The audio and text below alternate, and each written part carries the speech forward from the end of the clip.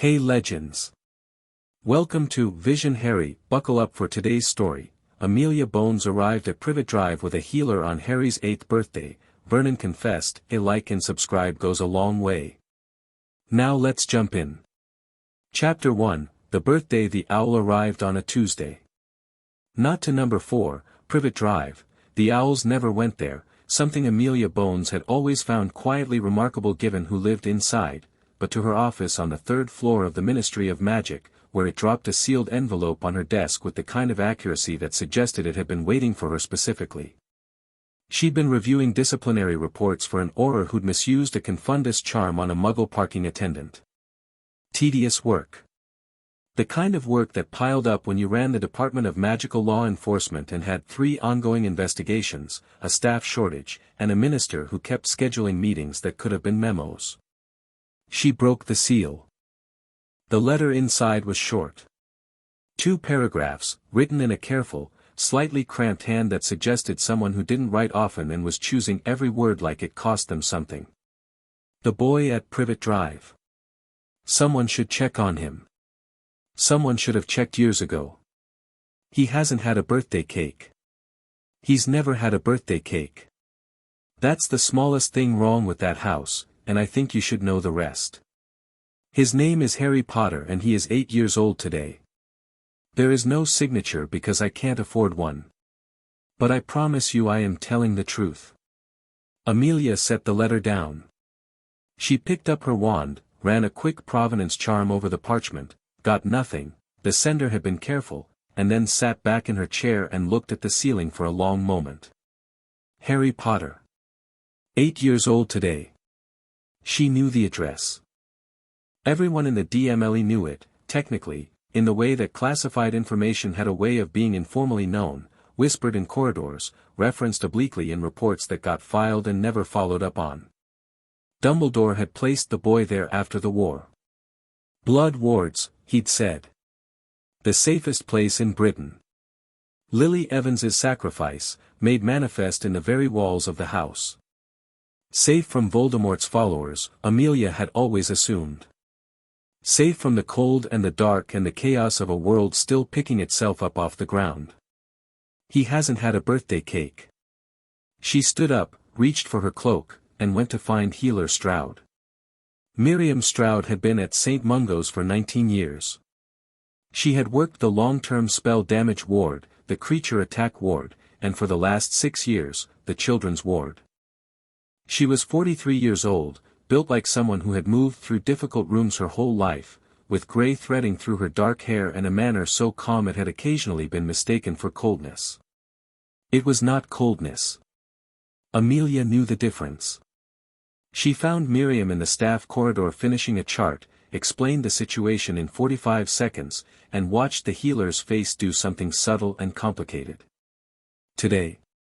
Miriam said. It's his birthday.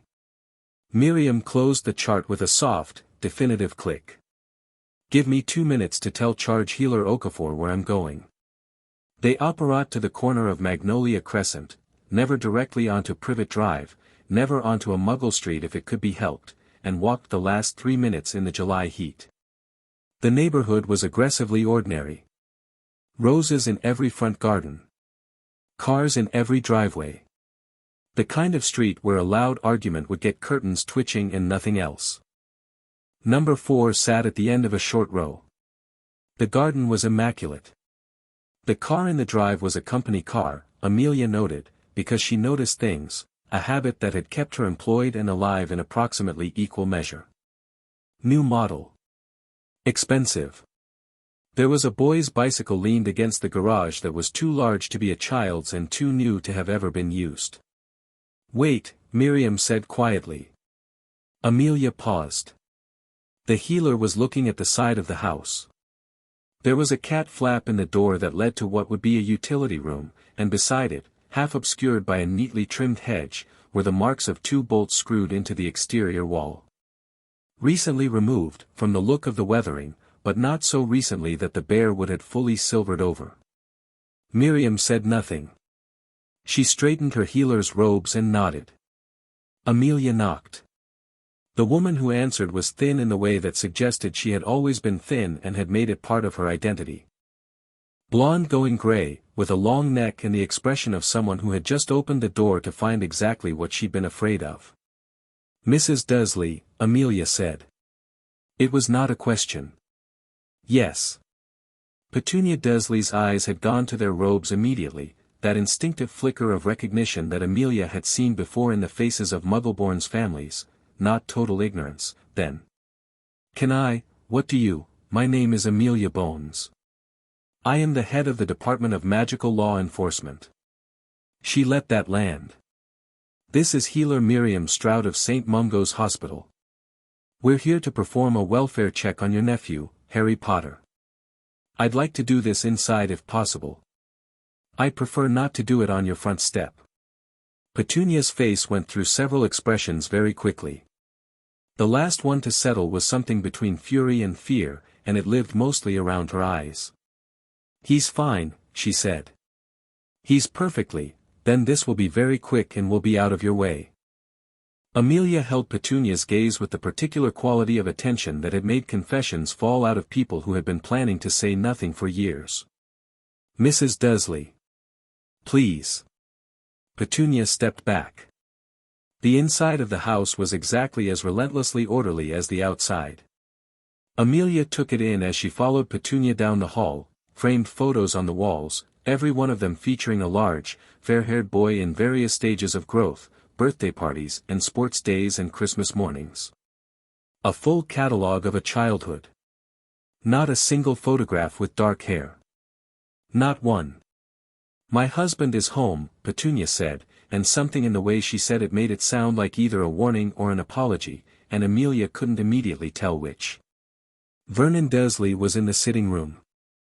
He was a large man, the kind of large that came from prosperity and stillness, with a thick mustache and small eyes that had the particular quality of someone who had spent years being the largest person in most rooms and had come to rely on it. He stood up when they entered, not out of courtesy, Amelia thought, but reflex. "What is this?" he said. "Ministry of Magic," Amelia said. "Mr. Dursley. We're here to speak with your nephew." The color that came into Vernon Dursley's face was not the red of embarrassment. It was the red of a man who had been caught at something and was deciding how to play it. "Now see here," he began, "that boy is fine, we have taken him in out of the goodness of, where is he?" Miriam asked. Her voice was quiet. It cut Vernon off like a physical thing. Petunia started. "Upstairs," Vernon said, over her. Miriam was already moving toward the stairs. "You can't just," Vernon started forward, and Amelia stepped into his path so smoothly it might have looked accidental to an observer. "Mr. Dursley," she said, and her voice had dropped into the register she used when she wanted people to understand that the conversation had changed character entirely. "I'd sit back down if I were you. We're going to have a talk." He looked at her. He was 8 inches taller and probably 120 pounds heavier, and he sat back down. Miriam found the boy in the smallest bedroom. She had been told the layout by the floor plan that every magical residence registry kept, updated annually for homes with magical inhabitants or magical history, and she'd assumed the smallest bedroom would be small. She hadn't done the math on quite how small, on the fact that it sat directly under the stairs and shared a wall with the cupboard beneath them. The door had a lock on the outside. She stood for a moment looking at that lock. Then she opened the door. The room had a cot, not a bed, a cot, the fold-up kind, a wooden crate serving as a table, a small pile of books stacked in the corner with the careful arrangement of someone who had very few things and treated them accordingly, and a boy. He was sitting on the cot with his knees pulled up and a book open across them. He was small for 8, she catalogued that immediately, the way she catalogued everything, automatically and without drama, with dark hair that went every direction and glasses that were held together at the bridge with a piece of sellotape. He was wearing a t-shirt 3 sizes too large and shorts that would have fit a boy twice his weight. His arms were visible, and Miriam let her professional attention rest on them for a moment with the practiced neutrality she'd spent years building so that children wouldn't see her react. He looked up when she came in. His eyes were extraordinary, very green, very clear, the kind of eyes that saw things, and his expression wasn't frightened, which she'd half expected. It was watchful. There was a difference. "Hello," he said. "Hello," Miriam said. She pulled the crate across and sat on it without asking, which made his eyes track to her with renewed interest. Most adults didn't sit on his level. "My name is Miriam. I'm a healer. Like a doctor. Quite a lot like a doctor, yes. Different medicine, but the same general idea." She tilted her head. "What are you reading?" He held the cover up. It was a library book, she could tell by the spine sticker, a battered paperback about the history of the Roman Empire, clearly aimed at adults and clearly several years beyond what an 8-year-old was supposed to be able to manage. "Is it good?" she asked. "It's interesting," he said, with the slight emphasis of someone who found most things interesting that other people had given up on. "Are you here about me?" "Yes," Miriam said. She saw no reason to be anything but direct about it. Children, in her experience, responded to honesty with a kind of relief that made her chest ache every time, because it meant they'd been lied to often enough that the truth felt like a gift. Something in his face shifted, just fractionally, just enough, and she caught it. "Is something going to change?" he asked. "I think it might," she said. "I need to ask you some things first. Is that all right?" He shrugged. It was the shrug of a child who had learned not to expect much from adults who asked if things were all right. "Okay. Are you eating enough?" The pause before he answered was the answer. "I eat what they give me." "How do you sleep?" "Fine." He glanced at the cot. "It's fine." Miriam opened her healer's bag. "Harry, I'd like to run some diagnostic charms on you. They won't hurt. They're just going to tell me things, how healthy you are, whether anything needs looking at." She held his gaze. "Is that all right?" He looked at her wand, looked at it with an attention that wasn't fear, that was something closer to recognition, and nodded. She cast the full diagnostic sequence.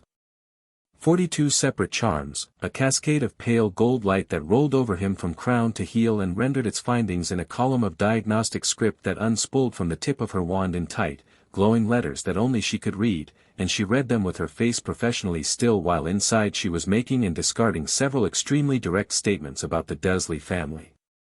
Malnutrition.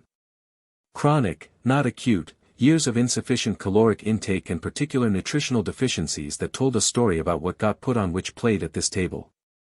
2 healed fractures, one in his right wrist, one in the 4th rib on his left side, that had not been treated at the time of fracture and had healed slightly improperly as a result. Signs of chronic sleep disruption. Bruising in 3 stages of healing across his left shoulder. And something else. Something the standard diagnostic didn't have a clean category for, a magical signature so complex and layered that it lit up the ambient sensitivity charms in her kit like a midsummer bonfire. She ended the diagnostic sequence and sat quietly for a moment. "You've hurt your wrist before," she said. He looked at his right wrist. "I fell," he said, and said it with the flat automaticity of a rehearsed line. "Off what?" He thought about it, weighing something, and then said, "The roof of the garden shed. I was climbing." "When?"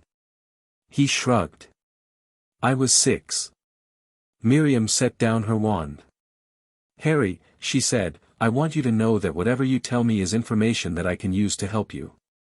Not hurt you. Not get you in trouble."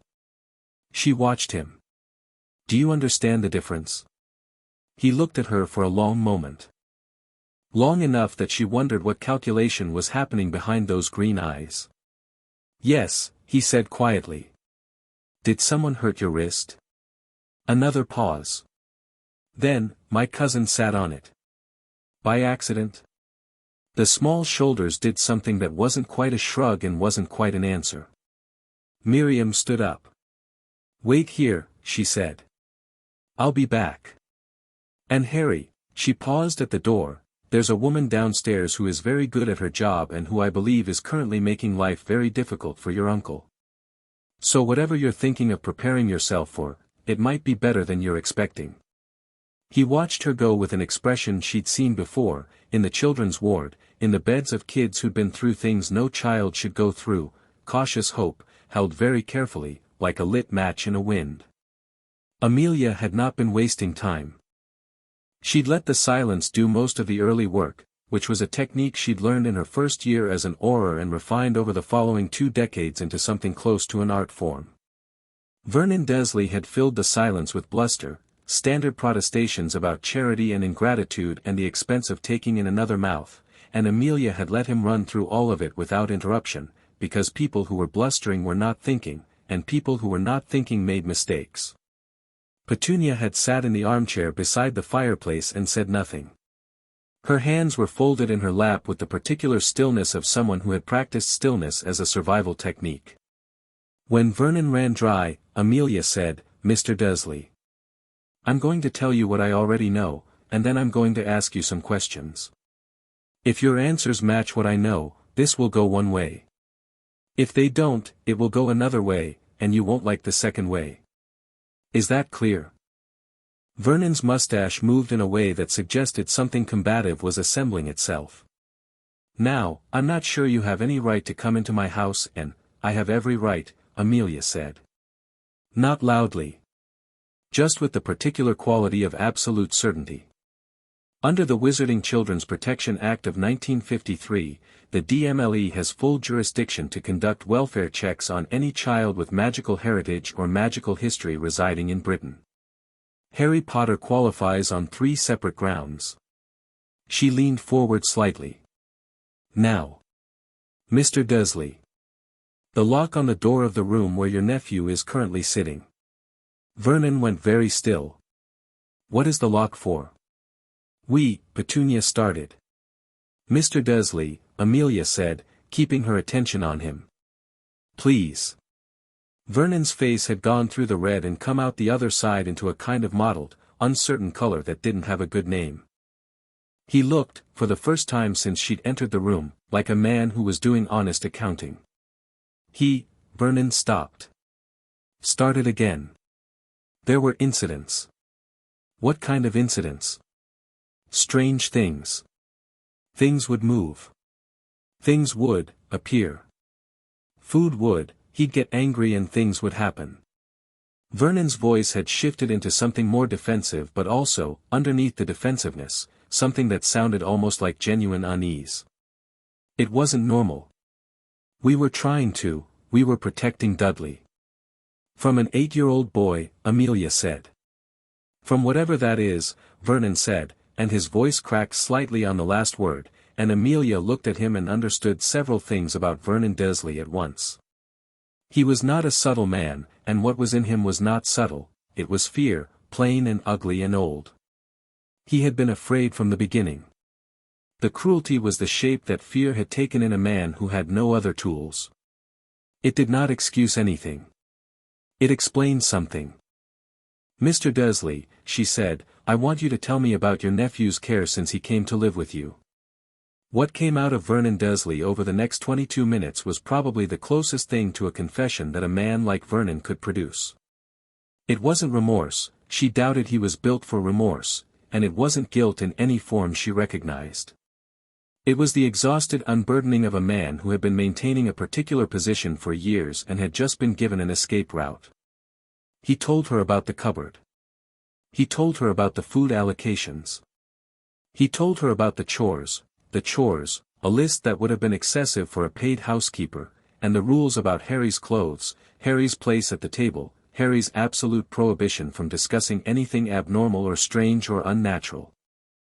He told her, without seeming to understand the weight of what he was saying, about the winter 2 years ago when Harry had been locked in the cupboard for 3 days after levitating his cousin's toy across the room without touching it. Amelia wrote everything down in her official notebook with precise, quick strokes, and her face gave away nothing, and her grip on the quill was tight enough that her knuckles went pale. Petunia said nothing through all of it. She stared at her hands. Her jaw was set in a line that Amelia couldn't entirely read. At the 22-minute mark, Miriam came downstairs. She walked into the sitting room, stood in the doorway, and looked at Amelia. Her face was doing that very particular thing it did when she was being professionally calm about something she was professionally furious about, which Amelia recognized because she'd seen it before. "I need to speak with you," Miriam said. They stepped into the hallway. "Malnutrition," Miriam said quietly.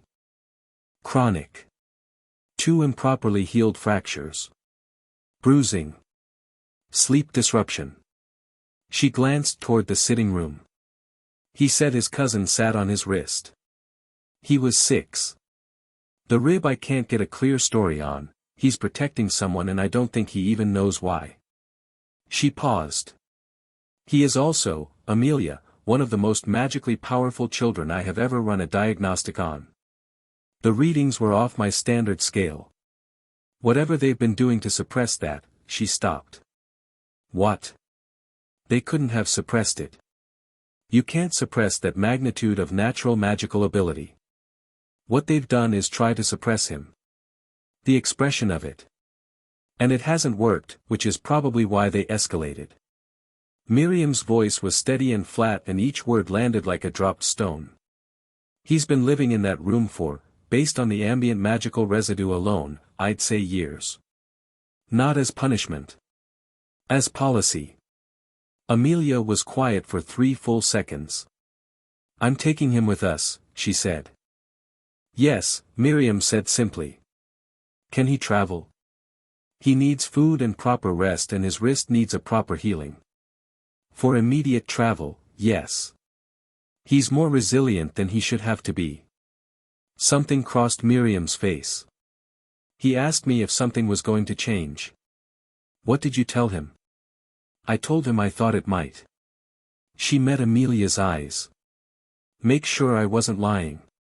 Vernon Dursley was in exactly the same spot when Amelia came back in. Petunia had moved, she was standing now, near the window, looking out at the back garden, her arms folded around herself.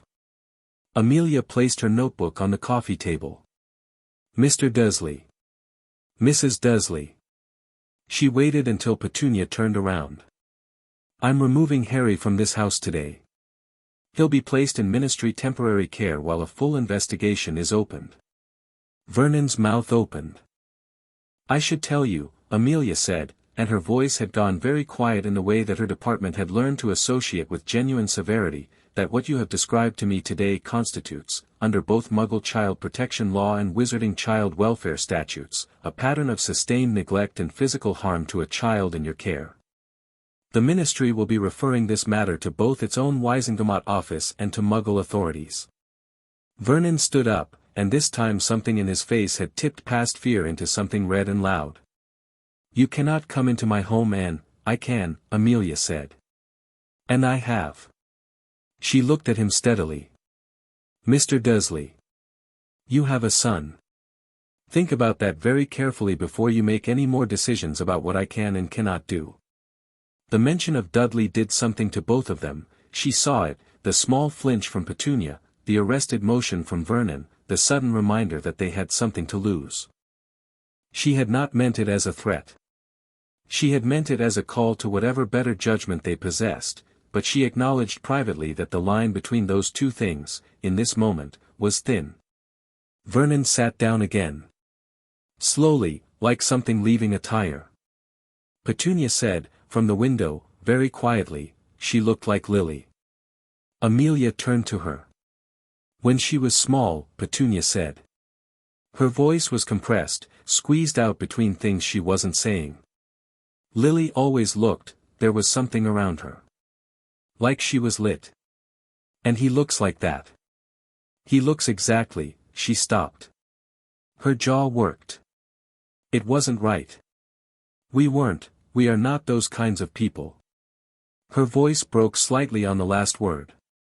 "We are not those kinds of people and it happened anyway." It was not an apology. It was not quite a confession. It was something rawer and less formed than either, and Amelia held it in her mind and did not offer comfort, because some things didn't deserve comfort, and instead said, very simply, I know. Harry was still on the cot when Miriam came back up with Amelia. He'd put the book down. He was sitting with his hands flat on his knees, upright, with the attentiveness of a child who had learned to be ready. Amelia Bones looked at Harry Potter for the first time, and Harry Potter looked back at her. She'd expected, she wasn't sure what she'd expected. Something more obviously marked by what she'd just heard, perhaps. Something smaller, more broken.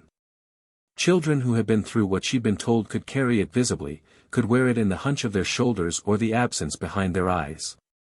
Harry Potter was sitting up very straight and looking at her like he was reading her. Hello, he said. Hello, she said. My name is Amelia Bones. I work for the wizarding government. I'm here because, she paused, because she wanted to get this right, because this child deserved to have this said properly, because someone who knew your situation sent me a letter, and I came to see if you were all right, and I've decided that you're going to come with me today. If you'd like to. There was a very specific quality to the silence that followed that Amelia had also not expected. It wasn't relief. It wasn't gratitude, not yet, those would come later, she suspected, when he'd had time to believe it. It was something more immediate and slightly startling. He just looked at her, with those clear green eyes, and said, Did you bring a bag, or should I just take my books? Miriam made a sound that was either a cough or a laugh, very quietly. Take whatever matters to you, Amelia said. He slid off the cot and went to the pile of books and stacked them with brisk economy, and Amelia noticed that the entire process of deciding what to take took him approximately 45 seconds and produced a stack of 8 library books and a single photograph, folded in quarters, that went into his oversized pocket before she could see what it was. That was everything he considered worth keeping. 45 seconds and a folded photo and 8 library books. Amelia made a decision in that moment that she would not revisit, would not qualify, and would not apologize for to anyone, including Dumbledore, including the minister, including anyone with institutional authority over how situations like this were supposed to be managed. This was not a situation anymore. This was a child. She offered Harry her hand, which she did not normally do, and he looked at it for a moment with something that might have been surprise, and then he took it. Right, she said. Let's go. They went past the sitting room. Amelia felt Harry's hand tighten almost imperceptibly in hers as they passed the door, and she walked slightly faster without commenting on it, and out the front door and down the too neat garden path. She didn't look back at the house. Harry did, once, and she felt it rather than saw it. She didn't know what his face did. She didn't look. At the corner of Magnolia Crescent, Miriam stopped and cast a gentle anchor charm around Harry that would allow him to side along without disorientation, the children's ward version, which involved considerably less compression and was designed specifically for children who'd never operate. This might feel strange, Miriam told him. Like being squeezed through a very small space very quickly. It's over in a second. Harry thought about that. All right, he said. Ready? Yes, he said, and he sounded like he meant it. The 3 of them disappeared from Privet Drive in the bright July heat, leaving nothing behind but a spot of displaced air and the distant sound of someone's lawnmower 3 streets away. Number 4, Privet Drive stood exactly as it had stood for 7 years, immaculate and ordinary and giving nothing away. Vernon Dursley was still sitting in his armchair. Petunia was still at the window. Neither of them moved for a very long time. Amelia's first call, the moment they materialized in the ministry's secure apparition bay, was to her deputy, a tightly capable woman named Constance Webb, who took notes at speed and deployed 2 field aurors to Privet Drive within 12 minutes to preserve the scene and take formal statements. Her second call was to the minister's office, not because she wanted to but because she needed him on record before anyone else briefed him first. Her third call, and she made this one herself, not through the office, but by walking to a specific floor of the ministry and knocking on a specific door, was to the records office, where she spent 40 minutes pulling Harry Potter's file. Or rather, she spent 40 minutes discovering that Harry Potter's file had been significantly interfered with. Not missing, That would have been too obvious, but curated. Certain reports reduced to summaries. Certain assessments that should have triggered mandatory welfare checks marked as reviewed and filed with no further action. Several notes, in a handwriting she recognized because she'd been reading official documentation for 20 years, that read essentially, situation monitored. Current arrangements satisfactory. The handwriting belonged to Albus Dumbledore. She sat with that for 30 seconds. Then she filed the discovery under evidence in her mind, snapped the folder shut, and went to find Harry. He was in the visitor's medical suite on the 4th floor, where Miriam was treating him with the brisk, gentle efficiency she brought to everything. He'd eaten 3 nutrient replenishment potions and a sandwich that Amelia's assistant Marcus had gone and fetched from the canteen, and he was sitting cross-legged on the medical cot watching Miriam's healing wand knit the old fracture in his wrist properly for the first time, with the expression of someone who found the process deeply interesting. "It's getting warm," he said. "That's the calcification charm," Miriam told him. "The bone is resetting. It'll be slightly tender for a day." "It was always slightly tender," he said. "This is different. Less sharp." Miriam looked at him. "You've been managing that for 2 years." He shrugged with the shoulder of his uninjured arm. "It wasn't that bad." Amelia came in and sat down in the chair by the door.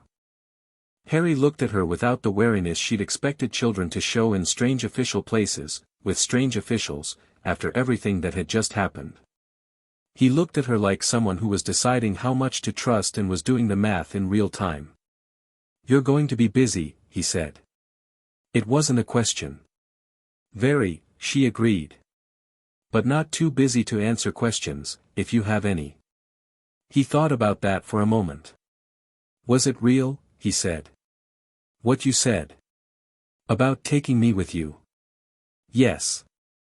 Not just today." "No," she said. "Not just today." She chose her words with care. "I can't make you permanent promises tonight, there are legal processes that have to happen, and I won't lie to you about that. But I will tell you that I will be fighting for the best possible outcome for you, and that you will not be going back to Privet Drive. I can promise you that one." He looked at her for a long time with those remarkably clear eyes. Then he nodded, once, with the gravity of someone who understood that this was a real commitment and was accepting it as such. "All right," he said. "All right," she agreed. Outside the window of the visitor's suite, London was doing what London always did in July, noisy and bright and completely indifferent to the fact that inside this building, a boy's life had just shifted on its axis. Miriam was still working on his wrist. Harry had picked up his Roman history book from the pile beside the cot and was reading with one hand, the other held steady for the healer.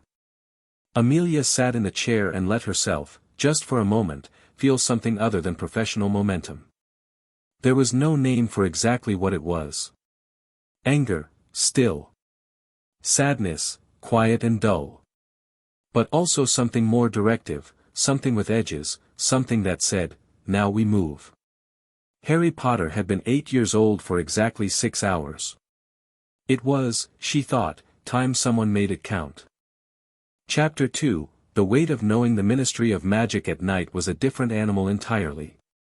During the day it ran on the particular aggressive energy of bureaucracy, the sharp heels on atrium floors, the argumentative memos, the queues at the Fleur network that backed up every morning like a blocked artery. At night it went quiet in a way that wasn't peaceful so much as held, like a building holding its breath, and the golden statues in the atrium threw long shadows across the floor that pointed in directions that didn't quite match the light sources. Harry noticed this. He noticed most things. It was a habit he developed early, the way animals develop habits that keep them alive, though he wouldn't have described it that way. He just liked knowing where things were. He liked having information. Information was the one thing that had always been entirely his, something neither the Dursleys nor the lock on his door could touch, and he'd collected it the way other children collected things, from books, from overheard conversations, from the small observable facts of every room he'd ever been in. The Ministry Medical Suite was on the 4th floor. The Apparition Bay was 2 floors below. There were 17 people still in the building past 8 o'clock, he knew, because he'd counted the moving lights visible from the window and the distant sound of footsteps told him which floors they were on. The woman, Amelia, had left and come back twice, each time with the particular compressed energy of someone managing several things at once. She'd brought him a proper dinner on the second return, not from the canteen but from somewhere that had produced actual food, with vegetables in it, and had set it on the side table without making it a large gesture, which he appreciated. He was sitting on the medical cot at 9:10 in the evening, having been declared physically stable by Healer Stroud, eating something with chicken in it and reading about the fall of the Roman Republic, when the door opened and someone he hadn't met yet came in. She was maybe 12, with Amelia's jaw but rounder in the face, with red hair pulled back in a braid that had partly escaped itself, wearing the look of someone who had been asleep and then woken up abruptly and dressed quickly. She stopped in the doorway and looked at him with frank, interested attention. "You're Harry Potter," she said. "Yes," he agreed. "I'm Susan Bones. My aunt woke me up and brought me here." She sounded more curious about this than put out. She didn't explain much. She just said there was a boy at the ministry who needed somewhere to sleep tonight that wasn't a ministry holding room. Susan looked around the medical suite with a slight wrinkle of her nose. "Which this basically is." "It's not bad," Harry said. "Better than the cupboard." Susan Bones had an extremely expressive face. What it expressed in the 2 seconds after he said that was several things simultaneously: surprise, anger on someone else's behalf, and the almost immediate decision to absorb that information and not make it into a big production. "Right," she said, in the careful way of someone choosing not to be obviously horrified. "Well. Do you want to come, then?" "Aunt Amelia said it was up to you." He looked at her, calculating, but not in an unfriendly way. "Where?" "Bones Manor. It's in Suffolk. We have actual beds." She paused. "And a dog. He's quite large and he'll probably try to sit on you." Harry considered for a moment what the Roman senators were doing and decided the Republic would fall without him. He closed the book. "Okay," he said. Bones Manor was nothing like what the name suggested, which Harry had been secretly bracing for. The word manor sounded like it involved either grandeur or grimness, and he'd been trying to prepare for either. It was actually a long, low stone house set into the edge of a hill in a way that made it look like the hill had simply grown around it over several centuries, which was probably close to the truth. Climbing roses went up 2 walls. The windows were lit with warm interior light. It smelled, when Susan pushed open the front door, of wood smoke and something cooking, and an enormous grey dog came barreling down the hall and crashed affectionately into Susan and then turned its full enthusiastic attention on Harry. Harry stood very still for a moment while the dog, easily half his weight, pressed its nose against his stomach and huffed thoughtfully, and then he put his hand on its head and it sat down with the satisfied air of a dog whose investigation had been completed successfully. Susan looked at this with some surprise. "He doesn't usually sit for people he's just met." "He was just checking," Harry said. "Checking what?" Harry shrugged. "If I was all right, I think." He wasn't sure why he said that. It was a strange thing to say and he half expected Susan to give him the look that adults gave him when he said things that came from wherever inside him things like that came from, a look that was part unease and part "you're odd." But Susan just said, in an interested way, and the dog settled against Harry's leg as they went down the hall, and Harry decided that this was probably fine. There was a woman in the kitchen, older than Amelia, with white hair and a straight spine and the hands of someone who had spent a lifetime doing things with them. She introduced herself as Heloise, Amelia's housekeeper of 30 years, and placed a bowl of soup in front of Harry with the wordless efficiency of someone who had fed many children and knew it was the first thing to do. She didn't ask him any questions. She gave him the soup and a piece of bread and left him to eat in peace, which was the most comfortable thing anyone had done for him all day. Susan sat across from him with her own bowl and read a Quidditch magazine, and Harry ate his soup and didn't feel required to perform gratitude or explain himself, and the dog sat between them and breathed steadily on their feet. It was, Harry thought, the closest thing to normal he'd ever been inside. Amelia arrived back at Bones Manor at midnight. She found Heloise had left a pot of tea on the range, Susan had fallen asleep on the sitting room sofa with the dog at her feet and her Quidditch magazine spread open on her chest, and Harry was not in the guest room where she told Susan to put him. She went upstairs, checked the guest room, empty, bed turned down but not slept in, and stood in the hall for a moment with the logic of a woman who understood that a child who'd spent years in a small contained space would not, on the first night of freedom, immediately go into a small contained space and stay there. She found him on the roof. Not the dramatic apex of it, there was a wide, flat section above the back extension that the family had always used as a kind of informal terrace, accessible from the landing window that had never had a proper latch, which she'd been meaning to fix for 10 years. Harry had found it. He was sitting on the flat roof with his knees pulled up and his arms resting on them, looking out at the Suffolk countryside under a sky that had a lot of stars in it because they were far enough from any city to see properly. He turned when he heard the window, and didn't look startled. "Is this all right?" he asked. "The latch is broken," she said. "So technically you didn't sneak out, you simply located a structural flaw." She climbed through the window and sat beside him, leaving 2 feet of space between them. "I just wanted to see the sky," he said. Not apologetically. Just as a statement of fact. "Were you cold?" "No." A pause.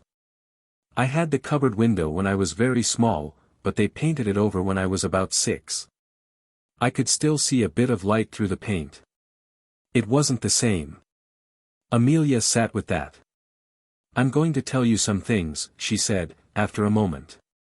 "Not everything, there are things I don't know yet, and things I'll know better after tomorrow. But some things. Because I think you deserve to have information about your own situation." He turned his head to look at her. He had a very particular quality of attention, this child, complete and still, the way most adults couldn't manage to be. "You're famous," she said. "In the wizarding world. You probably know that." "The boy who lived," he said, in the flat tone of someone quoting something they've heard too many times even when they've also been told not to talk about it. "Yes. When you were 15 months old, Voldemort," she said the name without flinching, a habit she'd developed because she'd watched the war shrink people who couldn't, "came to your parents' house in Godric's Hollow. He killed your father. He killed your mother. And when he tried to kill you, something went wrong with the killing curse and it rebounded. Voldemort was destroyed. You survived." Harry said nothing. He was looking at the sky. "You had a lightning bolt scar on your forehead," she said. He reached up and touched it briefly, the way she imagined he'd done 1,000 times. "I know. I asked why once. They told me it was a car accident." "It was not a car accident." "No," he agreed. "I figured." She looked at him. "How?" "Because everything about how they talked about magic was, they tried to make it not exist. Like if you don't name something it stops being real." He paused. "But I can do things. I've always been able to do things. So I knew magic was real. And if magic was real, and they were trying to make me think it wasn't, then probably the scar was part of that too." Amelia was very quiet for a moment. "That's very good reasoning," she said. He shrugged. It was the same non-shrug she'd noticed in the medical suite, not deflection, more like he genuinely didn't know what to do with straightforward acknowledgement. "Your parents were magical," she said. "Your father was a wizard, James Potter. Your mother was a witch, Lily Evans, before she married. They were both exceptional. Your mother in particular was," she paused, thinking about how to say this. "She was one of the most gifted witches of her generation. What she did on the night she died was something that very few people could have managed. She chose to die rather than step aside, and that choice is what protected you." He was very still. "You knew that already," Amelia said carefully. "I didn't know," he said. "I wondered." He looked at his hands. "I used to, Sometimes when things happened, the strange things, the magic things, I felt, I don't know. Like there was something there. He stopped, then, like a warm space. Between me and whatever was happening. Does that make sense? Yes, Amelia said. I think it does. She didn't explain further, because there were things in that statement that were going to require very careful handling by people with more expertise in ancient magical theory than she had, and she filed it precisely in her mind under things to follow up urgently. She told him about Hogwarts, that he would go, eventually, that his parents had both gone, that it was where magical children in Britain were educated. She told him about the wizarding world in general terms, enough to give him frame and context, because he was the kind of mind that needed context before he could do anything productive with information, and she could see that. She told him about Dumbledore. She was careful about this part. She told him the facts, that Dumbledore was headmaster of Hogwarts, that he had been the one to place Harry with the Dursleys, that he had been keeping some manner of watch over the situation, and she told him this honestly, which meant telling him that the watch had evidently not been close enough or honest enough, because what had been happening at Privet Drive had been happening for years. Harry's face during this part of the conversation was the most difficult to read. He didn't look angry. He looked like someone processing new information against a map they'd already been building, finding where it fitted, adjusting the map accordingly. Why would he do that, he said. Leave me there, knowing. He had reasons, she said. I don't know all of them. But I believe the central one was protection, the blood wards he placed on the house, tied to your mother's sacrifice. He believed it was the safest place for you in terms of protection from Voldemort's remaining followers. But it wasn't safe. She met his eyes. No. It wasn't. Harry looked out at the sky again. I'm not angry, he said, like he was testing whether that was true. I thought I would be. But it's more like, finding out the map was wrong. You can be frustrated about the wrong map. But what you mostly want is the right one. Amelia looked at this 8-year-old boy sitting on her roof in the middle of the night talking about maps, and felt something in her chest that was approximately equal parts grief and something fiercely like pride, which made no logical sense at all because she'd known him for less than 8 hours. The right map, she said. Yes. That's exactly what we're going to get you. He slept until 9. She knew because she'd been up at 6, already deep in the machinery of what came next, and she'd checked at 7:30 and 8 and found the guest room still quiet. When he came downstairs at 9 he was wearing the clothes Heloise had found from the box they kept for Susan's cousins, actual fitting clothes, and his hair was exactly as incorrigible as it had been the night before, but he'd clearly made some attempt at it. He looked, Amelia thought, like a slightly different child from the one she'd found in the cupboard that wasn't a bedroom. Something in the way he held himself had shifted by a degree. Nothing dramatic. Just the small, visible relaxation of a thing that has been under constant pressure for a very long time. Susan was already at the breakfast table with the dog and the Quidditch magazine and 2 plates of toast. She pushed one toward Harry's place when he sat down. Aunt Amelia has meetings all morning, Susan said. She said we should look after ourselves.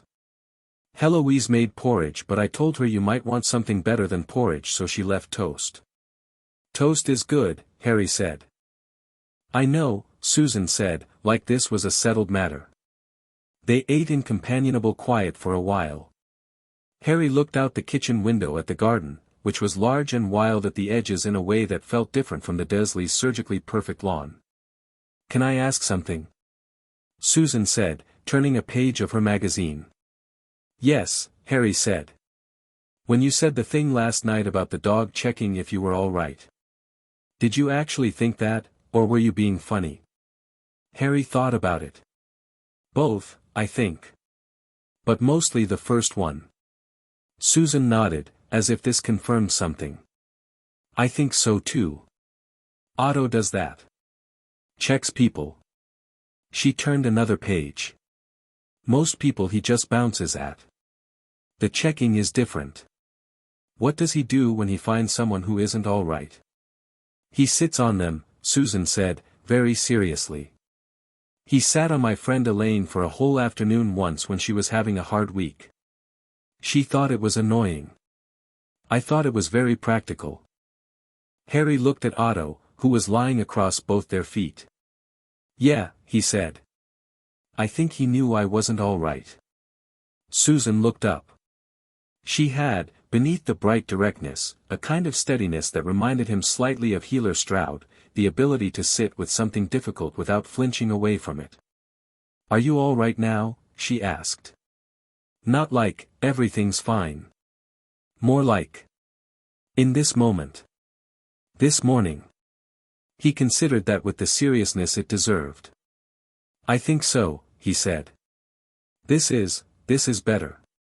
He didn't elaborate, because it didn't need elaboration, and Susan seemed to understand that because she nodded and went back to her magazine. It was, Harry decided, a very efficient kind of friendship. He'd never had one before, but he suspected this was what the good version felt like. Amelia was in her ministry office by 7:15, and by the time Harry was eating toast in Suffolk she had already done the following: filed the formal DMLE investigation paperwork on the Dursleys, submitted a preliminary findings brief to the head of Magical Child Welfare, sent an urgent summary to the minister with a copy to the head of the Wiesengemot, and opened a secondary file that she'd labeled internally and somewhat grimly the Dumbledore question.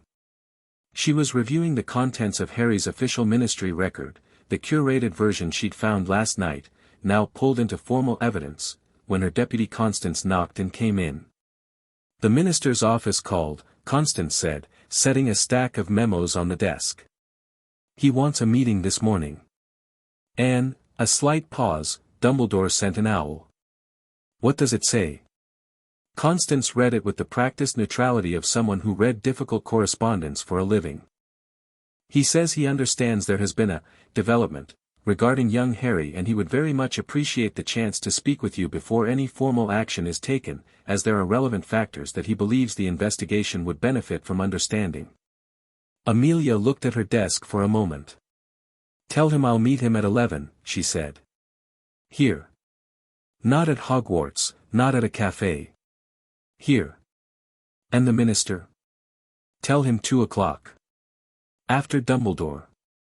She wanted to know what Dumbledore said before she walked into Millicent Bagnold's office. She wanted to have the full picture assembled, not just the frame.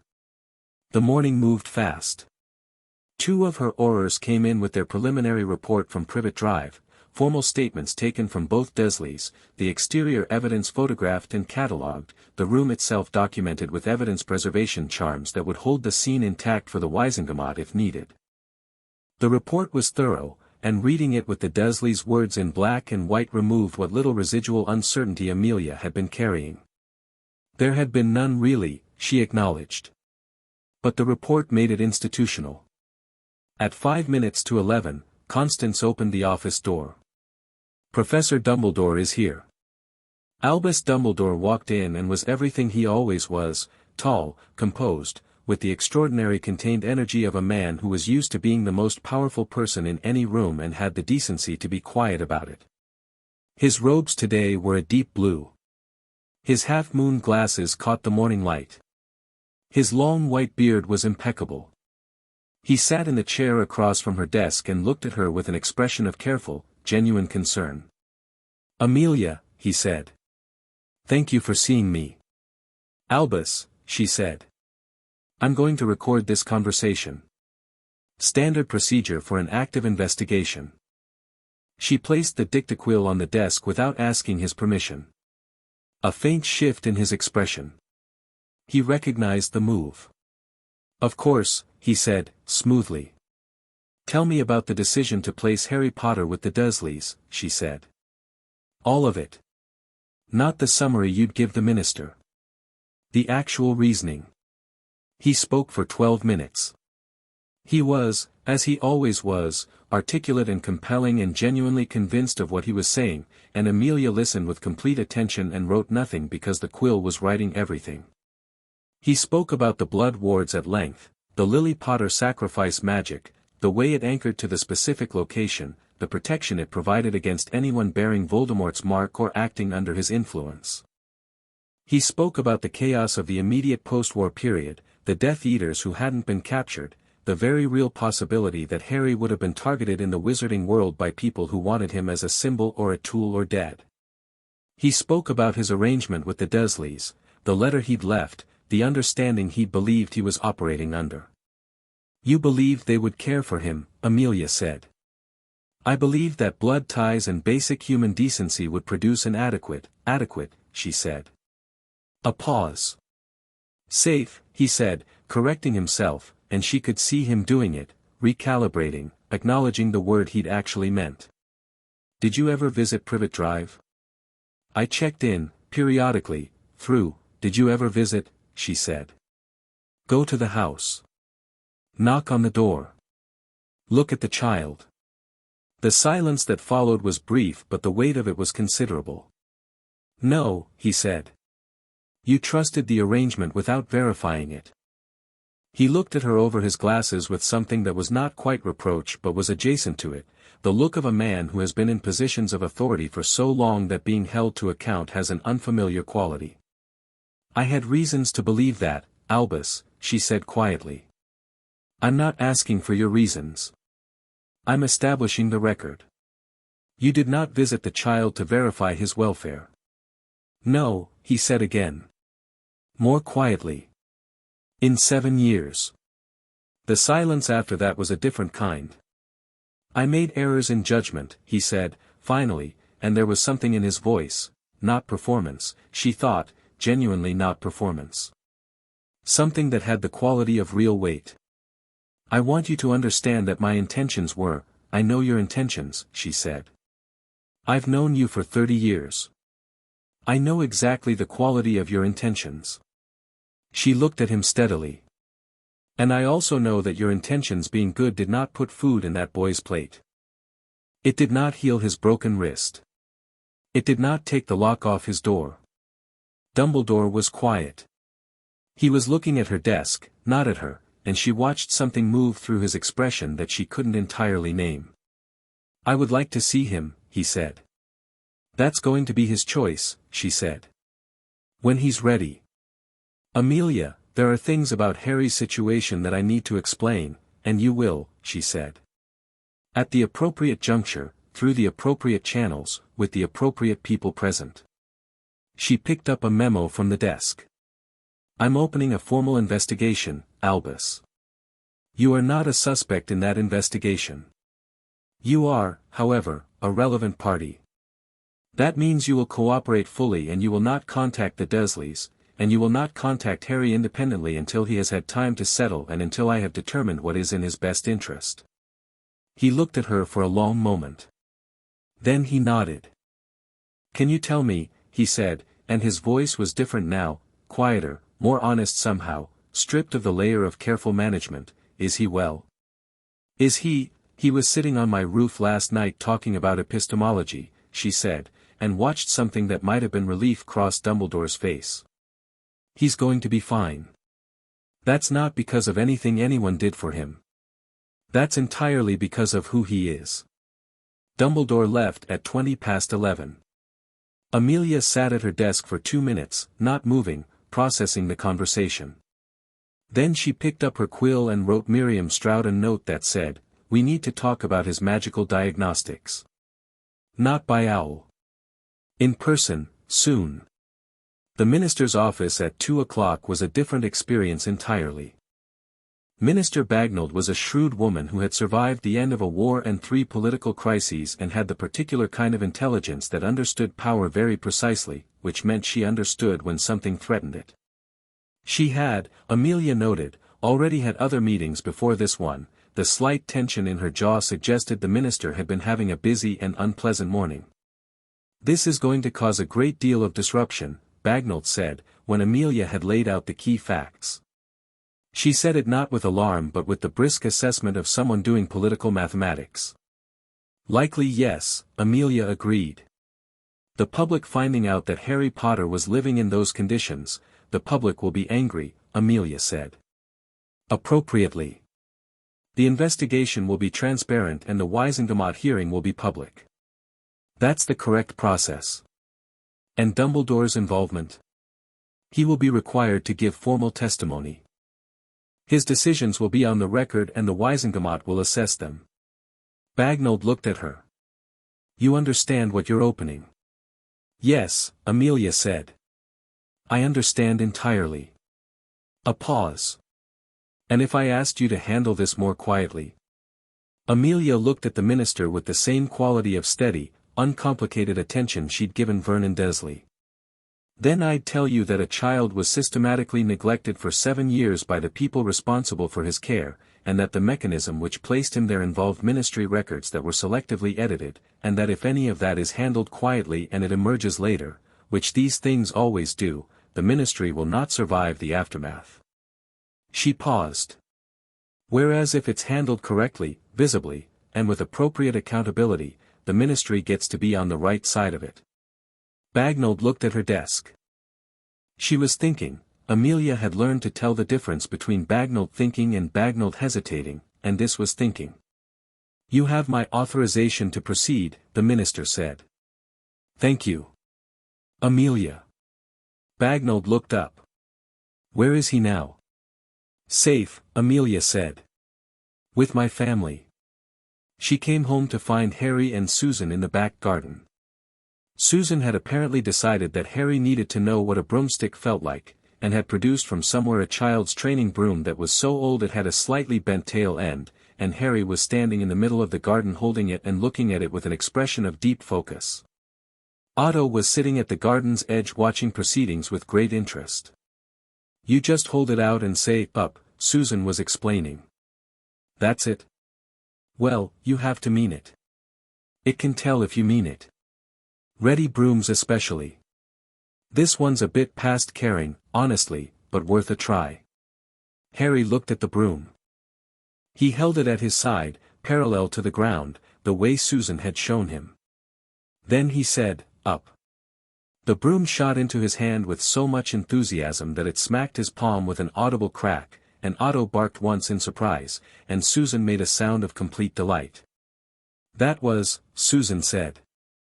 Ow, Harry said, but he was looking at the broom in his hand with an expression Amelia hadn't seen on his face yet, something that wasn't the watchful careful intelligence she'd seen all day but something younger and brighter, something like pure joy that hadn't quite decided yet if it was allowed. That was the fastest I've ever seen a broom respond, Susan told him. My cousin Marcus trained for a week before he got it to come up. Harry looked at the broom. Then, very deliberately, as if testing a theory, he sat on it. Harry, you shouldn't just, he was 6 feet off the ground. He was sitting there absolutely still, 6 feet up, with the garden and the summer sky around him and a slightly startled expression, like he'd expected it to work but hadn't entirely expected it to work that fast. How does it feel? Susan called up. He thought about it. Right, he said. It feels right. Amelia stood at the kitchen door and watched her niece shriek instructions up at Harry Potter who was floating on a broken training broom above her summer garden, and thought, the Wiesengemot is going to lose their minds. She didn't do anything about the broomstick.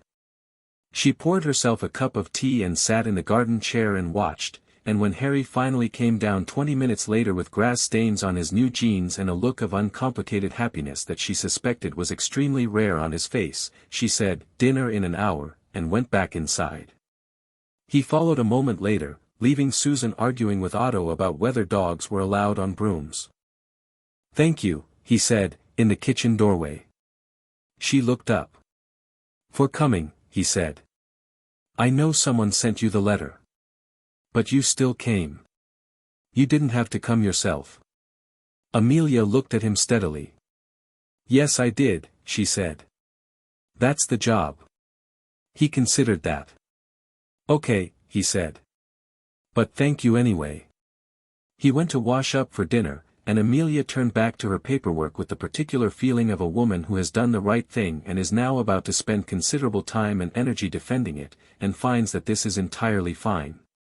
Down the hall, she could hear Susan's voice, absolutely no reason a dog can't fly, Otto, you just need to believe in yourself, and Harry's laugh, sudden and real and completely unguarded, floating down the corridor like something that had been waiting a long time to happen.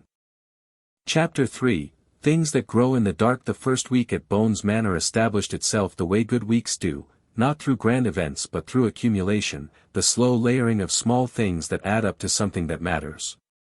Harry learned that the house made sounds at night that weren't alarming, just old, the creak of the east wing settling, the particular knock the boiler gave at 3 in the morning that Heloise had named Gerald. He learned that Susan got up before 7 because she was constitutionally incapable of sleeping late and that this meant there was always tea made when he came downstairs.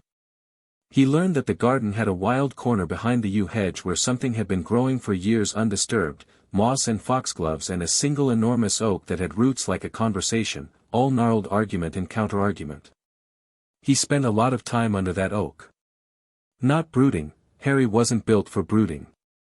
He sat under it and read, mostly, working through the small library Amelia had unlocked for him on the second day with the brisk practicality of someone who understood that an occupied mind was a healthier one.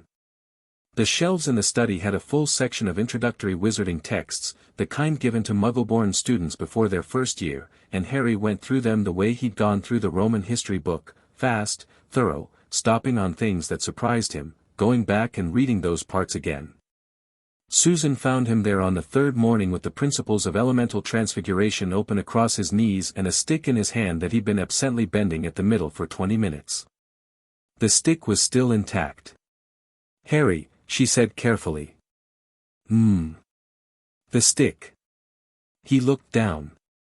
He'd bent it 90 degrees and it had obliged him, staying curved, the wood fibers not breaking but reshaping, the bark smooth and uncracked. He straightened it out and it went straight again, which was arguably more interesting. "Oh," he said. "Has that been happening all morning?" "Just the last half hour or so." He set the stick down and looked at it with the expression he reserved for things that interested him more than they surprised him.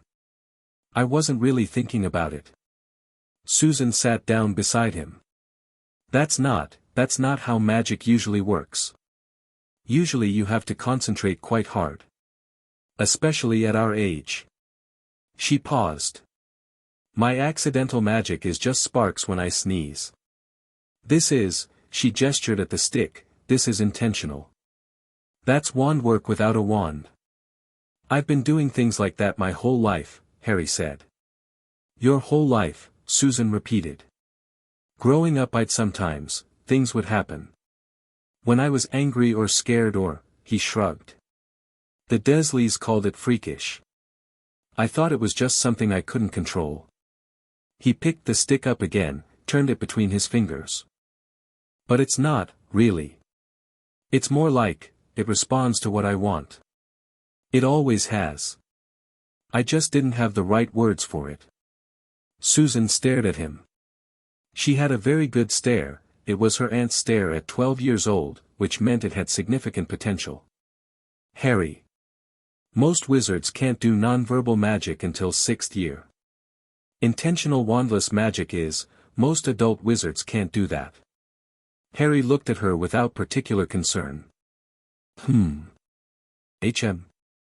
Is that all you've got?"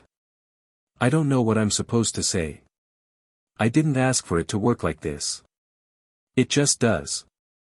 He held the stick out flat on his palm and thought about it floating, and it rose an inch off his palm, steady and level, with no tremor and no drama. "The books say magic is about will and intent. Mine seems to respond very directly to both." Susan watched the stick float for a long moment. Then she leaned over and poked it and it wobbled slightly and settled again. "Okay," she said. "We're telling Aunt Amelia." "She already knows something," Harry said. "Healer Stroud ran the diagnostic on me.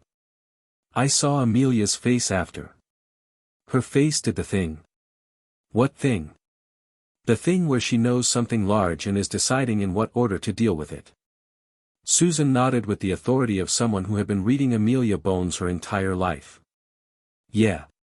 She knows. She's probably been doing research." Harry lowered the stick back into his palm and closed his fingers around it. "Good," he said simply. Amelia had, in fact, been doing research. She'd been doing it in every spare hour she had, which were not many. The investigation was moving at speed, or rather, she was moving it at speed, because in her experience investigations that weren't pushed tended to develop the particular quality of wet paper. The DMLE team at Privet Drive had completed their documentation. The formal file on the Dursleys had been submitted to both the Wisengamot Prosecution Office and, through a carefully worded referral she drafted herself, to the Muggle Social Services Authority for Surrey. She'd also had 3 conversations with Miriam Stroud. The first had been 2 days after Harry arrived at Bones Manor, in Miriam's office at St. Mungo's where she kept her research files. The healer had been doing her own investigation into Harry's diagnostic results, pulling comparative records, contacting colleagues. "I've run the results past 4 colleagues," Miriam said, setting a scroll on the desk between them. 3 people who specialize in children's magical development, and 1 who specializes in ancient and inherited magical conditions. "This is what we think." Amelia read the scroll. Then she read it again. "He's not just powerful," she said. "Power is the simple part," Miriam said. "Power is measurable. What his diagnostic shows is something more specific. The layering, the complexity of his magical signature, it corresponds most closely to cases of what the old literature calls consolidated inheritance. When 2 extraordinarily powerful magical bloodlines produce a child, occasionally the child's core doesn't simply combine the 2 inheritances. It integrates them. A new configuration entirely, rather than an addition. His mother was Muggle-born, Amelia said. Muggle-born with a magical signature that our records classify in the top 2% ever documented, Miriam said. And his father was old blood with a lineage going back, well, you know, the Potters. And the 2 together produced something that my standard diagnostic couldn't fully map, Miriam said flatly. I had to extend the scale. His ambient magical output, unstructured, unintentional, just the passive field he generates, is higher than most trained adult wizards produce during active casting. Amelia sat back. Is he dangerous? Not in the way you're asking, Miriam said. He has complete emotional stability around it, remarkable, given everything. No wild fluctuations, no concerning patterns. He's been living with this his entire life and he's simply learned to be with it. She paused. What's more interesting is that something appears to have been trying to contain it. The blood wards? Perhaps partially. But also, Miriam chose her words, the environment itself. Sustained stress and suppression over years. There's evidence in his magical signature of systematic compression. External pressure that his magic has been pushing against his entire childhood. She looked at Amelia. He's been fighting that pressure since he was a toddler. That's why his control is so developed. He was forced to develop it. Amelia thought about a child in a cupboard doing the mathematical work of containing something enormous and getting absolutely no credit for it from anyone. And now that the pressure is gone, she said. Miriam smiled slightly. I'd expect things to get interesting. She was on her way home from St. Mungo's, 3 days after that conversation, when the first political problem arrived in the form of a memo that found her at the apparition point in the ministry atrium. She unfolded it walking. Madam Bones, it has come to our attention that your department's investigation into the welfare of Harry Potter may be proceeding in a manner that requires some additional oversight and coordination at a senior level. We would appreciate your attendance at a committee meeting at your earliest convenience to discuss the scope and direction of the investigation. Committee for the Appropriate Management of Sensitive Magical Matters, Office of the Senior Undersecretary. The memo was signed by someone called Archibald Fudge, who was the senior undersecretary to the minister, and who Amelia knew slightly as a man of significant administrative ambition, minimal backbone, and the particular skill, common in bureaucracies, of attaching himself to power without ever quite exposing himself to consequences. She read the memo twice. Appropriate Management of Sensitive Magical Matters. There it was. Someone, and she had candidates, she'd been building the list since the second day, was trying to get a hand on the investigation's direction before the Wisengamot hearing. The goal would be to reduce scope, limit testimony, redirect attention away from the institutional failures and toward the Dursleys as an isolated incident rather than a systemic one. The goal, in other words, was to protect people. Not Harry. People with positions. She sent a memo back to Fudge's office that said she was available for the committee meeting at 9 sharp on Friday morning and that she would be bringing her deputy and a full evidence brief, and she looked forward to discussing the investigation's scope in complete detail. Let him try to narrow it while she was feeding it directly into the record. She went home. Susan told her about the stick during dinner. Harry sat through the description with the equanimity of someone who had decided that being honest about himself was more efficient than being cautious, which made Amelia's job considerably easier. She asked him to show her after dinner, which he did, not just the stick, but 3 other things, calmly and methodically, because he'd apparently spent the afternoon testing the edges of it, a teacup that moved when he wanted it to, a dead leaf from the oak that he made green again, and a small controlled warmth that he could produce from his hands that wasn't fire but was adjacent to it. He did all of these things without a wand, without words, with only the quality of his attention. Amelia watched. Heloise watched from the kitchen doorway without being asked, and Otto watched from the floor with profound dog seriousness. "Right," Amelia said, when he was done. "I need to contact someone." "Who?" Susan asked.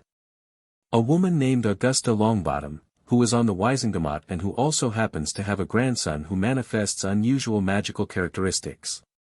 And a researcher at the Department of Mysteries who specializes in magical inheritance.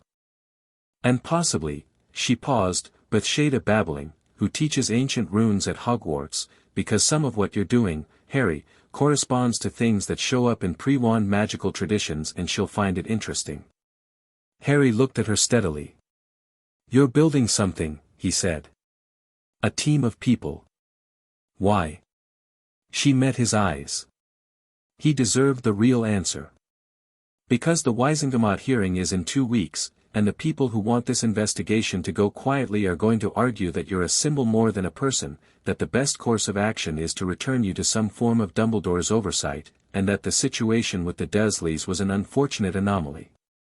She watched his face. "I intend to make that argument impossible to sustain. Part of how I do that is by establishing a full and accurate picture of who you are and what you need. Not what's convenient for anyone else." Harry was quiet for a moment. "What do I need?" he asked. "That," she said, "is partly what we're going to figure out. But the starting answer is, the same things every child needs. Stability. Proper education. People who are accountable for his welfare. And in your specific case, access to proper magical education, because what you have needs to be understood and developed, not sat on." He thought about that for a while. "Okay," he said, with the trust of someone who doesn't give it easily but gives it completely. Susan was looking between them with an expression that her aunt recognized as the one that preceded significant pronouncements. "He should stay here," she said. "Susan, I'm not being sentimental," Susan said, with dignity. "I'm being practical. He's safe here. He already knows where everything is. Otto likes him. He's good at quiet and this house has a lot of it.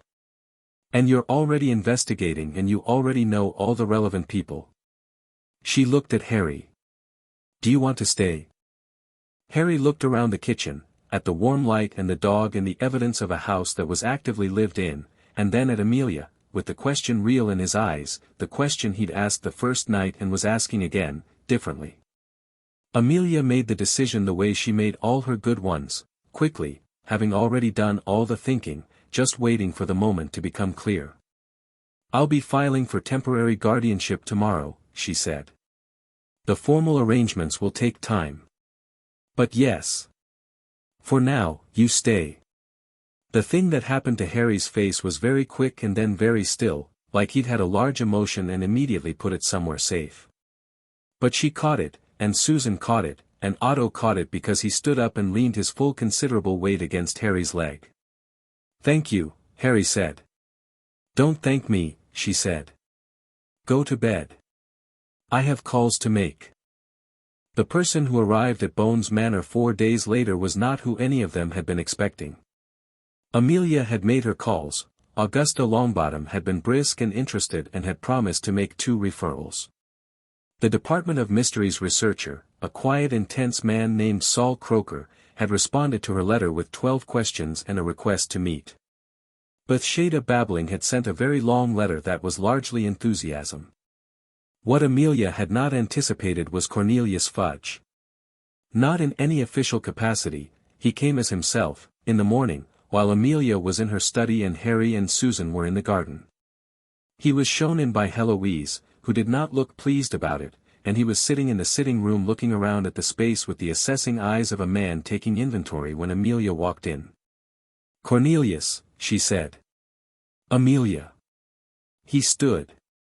He was a round man, not physically unlike Vernon Dursley in basic shape though utterly unlike him in manner. Where Vernon was blunt force, Fudge was all smooth surfaces and careful presentation. He had the instinctive social warmth of a politician and the actual warmth of someone who had spent a long time performing it. "I apologize for the intrusion. I thought it better to come in person." "Why?" she said, not sitting down, which was a deliberate choice. "I wanted to speak honestly," he said. "And things get, you know how memos go, Amelia. They become documents. I wanted an actual conversation." She looked at him. "Sit down then." He sat. She didn't. "The committee meeting on Friday," he began. "Is still happening," she said. Of course, this isn't about canceling anything." He had his hat in his hands and was doing something slightly anxious with the brim of it. "I want you to understand that no one is questioning your investigation. No one doubts the gravity of what you found at Privet Drive. The Dursleys will face appropriate, Cornelius," she said. "Tell me what you're actually asking." He looked at her with the expression of a man who had hoped to arrive at this point by a more scenic route and was adjusting to the shortcut. "The hearing," he said. There are people, senior people, who feel that making the full investigation public, with all the attendant coverage of the ministry's administrative failures, at a time when public confidence in our institutions is still what?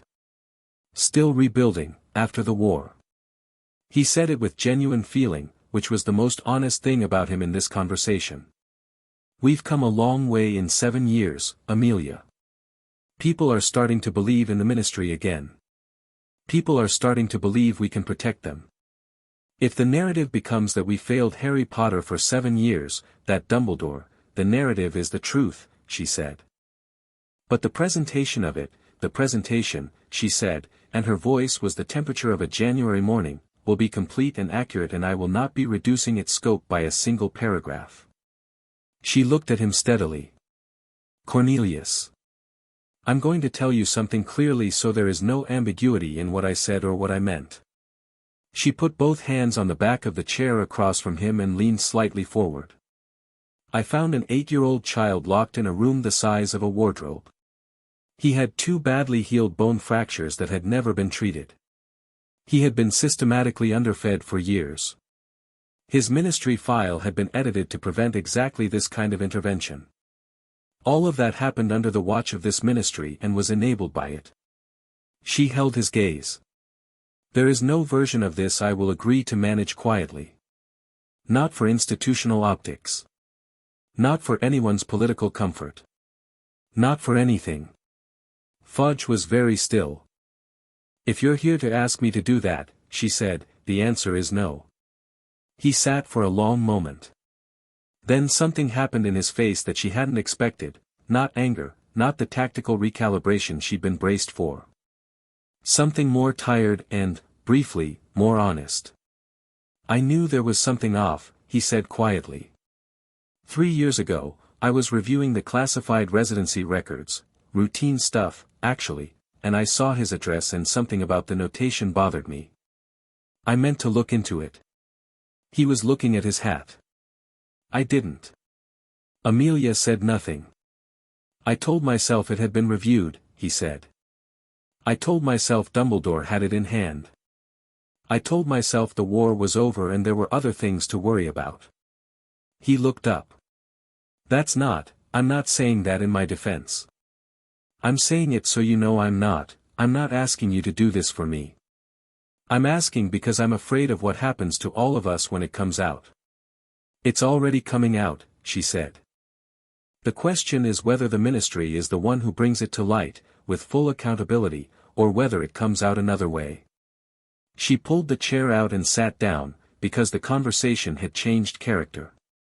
If you help me, not slowwalk me, not manage me, but actually help, we have the chance to make this the story of the ministry doing the right thing when it was hard.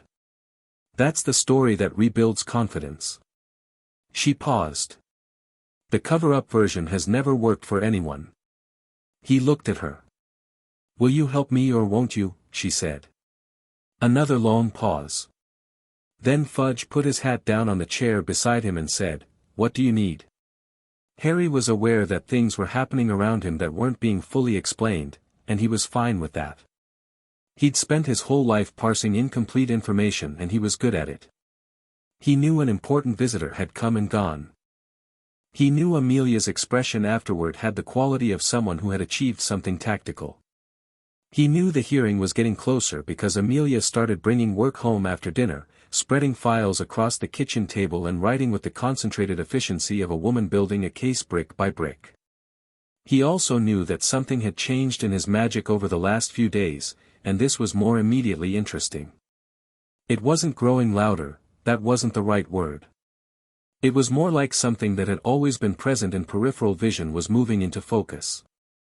The passive ambient response he'd always had, objects responding to his moods, plants turning toward him, animals calibrating to his presence, was sharpening. Becoming more articulate. Like learning that something you've been doing instinctively has grammar, and then starting to hear the grammar. He was in the oak tree on the Wednesday, actually in it, about 15 feet up where a wide branch made a natural shelf, when Susan came around the yew hedge looking for him. Amelia wants us, she called up. Coming. He climbed down with the easy confidence of someone who'd spent years on rooftops and garden walls and various elevated places where people were less likely to find him. Susan watched him descend with the expression she sometimes got around his physical ease, something between admiration and exasperation. You know, you could have just asked the tree to lower you, she said.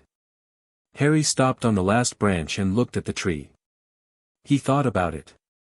The branch under his feet shifted, just slightly, and then very gently and slowly descended, bending in a way that living wood doesn't normally bend, until his feet were 3 feet from the ground and he stepped off. Susan stared at the branch, which was returning to its original position. I wasn't sure that would work, Harry said. Please, Susan said with considerable feeling, do not tell my aunt about that one yet. She is currently managing a great deal and I don't want her to have to fit tree communication into this week's schedule. What Amelia wanted them for was Croaker.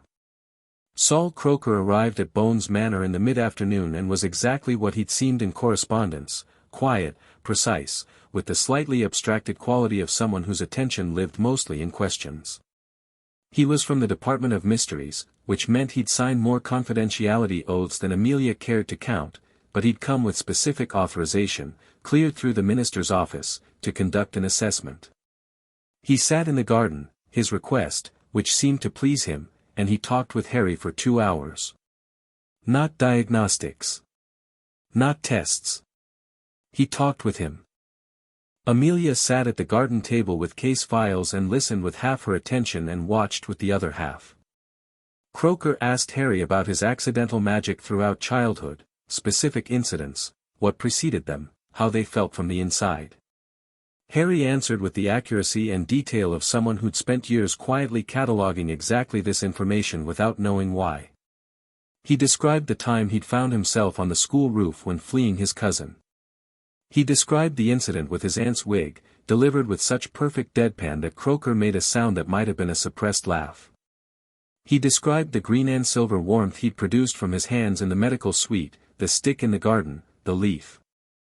Croaker listened to all of it with complete attention and asked follow-up questions with the precision of someone who was filling in a framework he'd already partly built. At the end of the 2 hours, he sat quietly for a moment, then looked at Amelia. "May I speak in front of the children?" he asked. "Yes," Harry said, before she could answer. Croaker looked at him.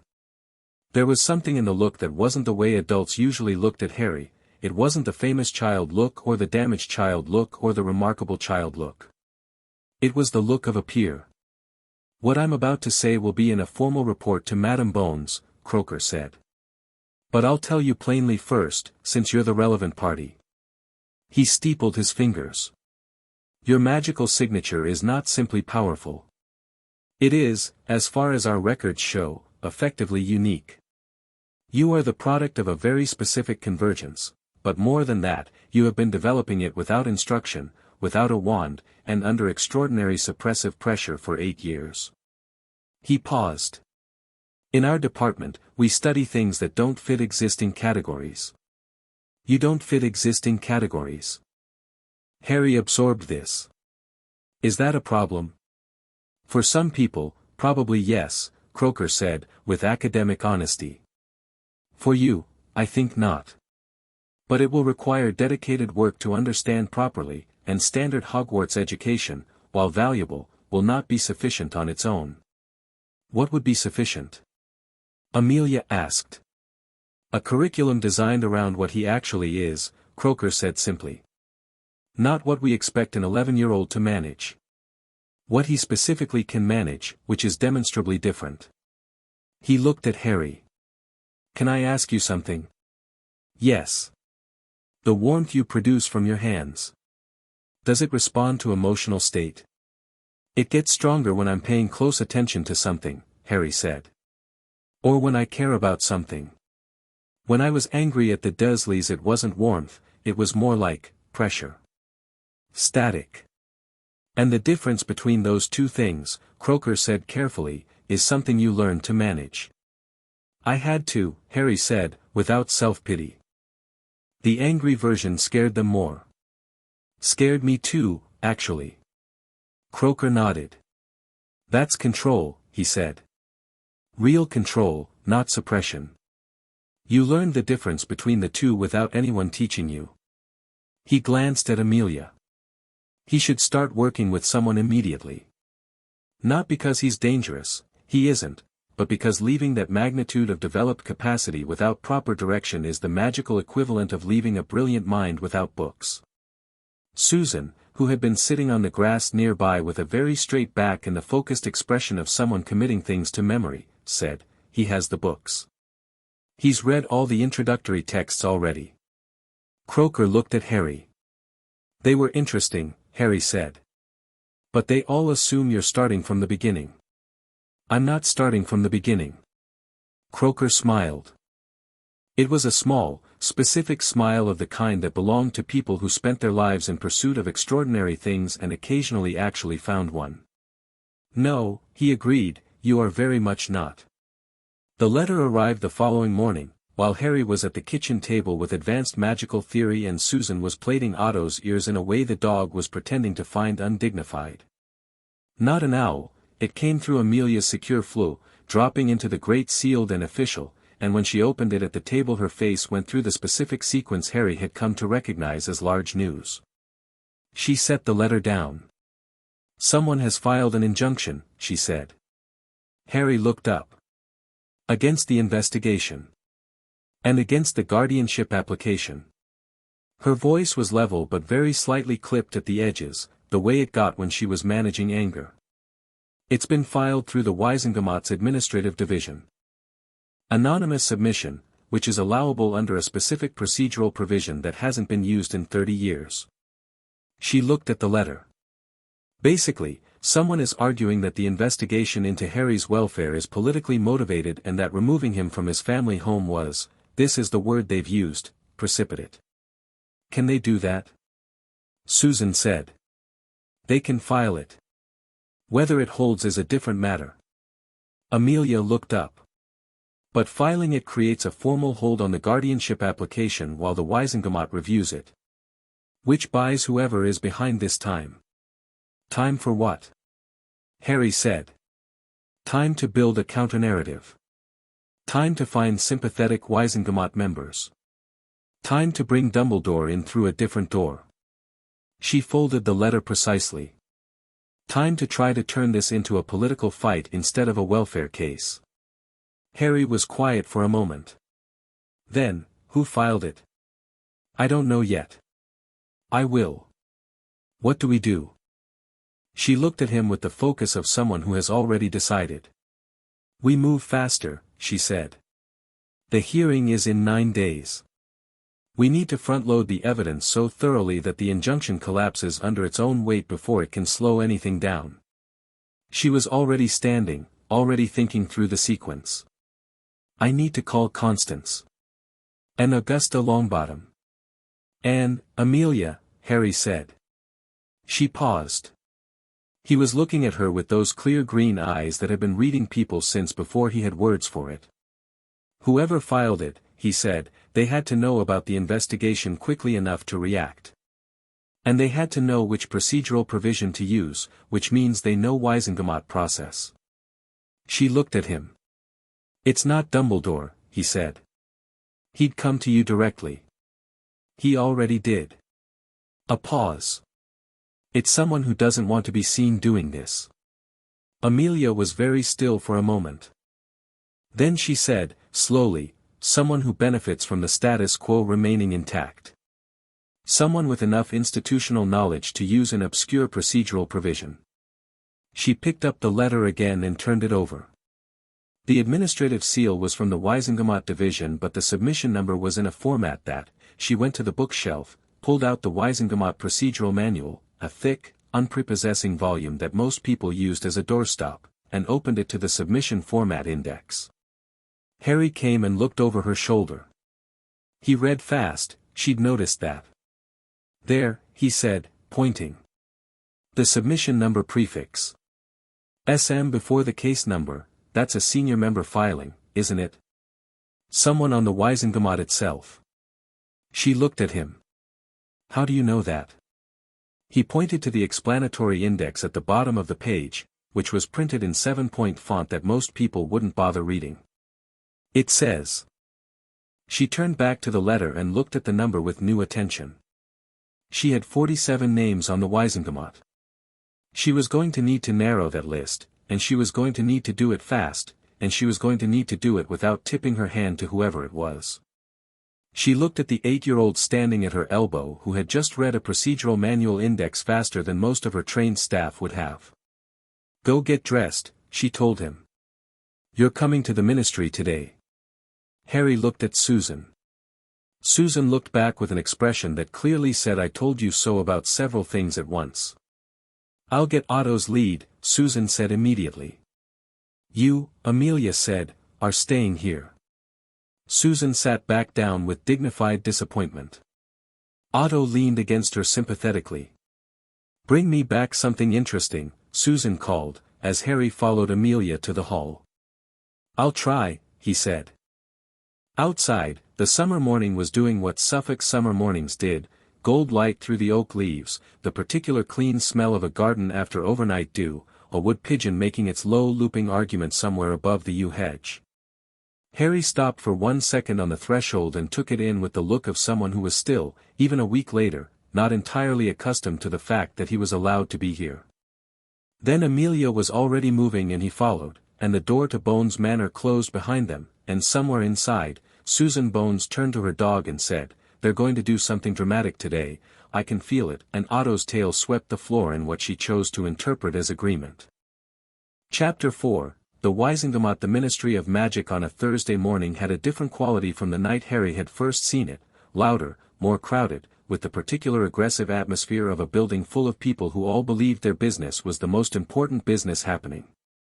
The golden statues in the atrium caught the light from the magical ceiling and threw it in directions that made the space feel larger than it was, which Harry suspected was deliberate. He walked beside Amelia and watched everything. People noticed Amelia the way they noticed weather, not always immediately, but with the instinctive recalibration of people who understood that something significant was present. Conversations modulated. People who had been moving purposefully found reasons to slow. A man in deep green robes coming out of the lift made deliberate eye contact with her and then looked away when she didn't break stride. Harry noticed who looked at Amelia and who looked at him. The second group was larger than the first, which was interesting. He was just a boy in decent clothes with untidy hair and taped glasses, and yet, they looked. Some with open curiosity, some with the sharp calculating look of people doing rapid political math. One woman near the fountain stopped mid-sentence when she saw him, her hand going to her mouth in a gesture that seemed involuntary. He kept his face easy. He'd had practice at being looked at and showing nothing. Amelia steered them to the lifts with the calm precision of someone navigating a space she'd owned for 20 years, and the lift took them down to level 3, and the DMLE opened up ahead of them, busier than the night he'd been here, fuller and louder, with the sharp purposeful energy of Amelia's department moving at the speed she set. Constance Webb met them at the department entrance. She was a compact, swift woman in her late 30s who communicated primarily in efficiency and had, Harry observed, the specific quality of someone who anticipated her supervisor's needs by approximately 45 seconds consistently. "I've pulled the Wisengamot membership records and cross-referenced against the submission format," Constance said, handing over a folder as they walked. "The SM prefix narrows it to 19 people. Of those, 12 have been on the Wisengamot long enough to know the provision exists. Of those 12, 7 have some documented connection to cases or policies that intersect with either Dumbledore's management of the Potter situation or with Death Eater adjacent circles post-war." She paused. 3 names feel significant. "Tell me later," Amelia said. "First, Harry, you're sitting in on the preliminary evidence review. You're there to observe, not to speak, unless I ask you a direct question. Is that understood?" "Yes," he said.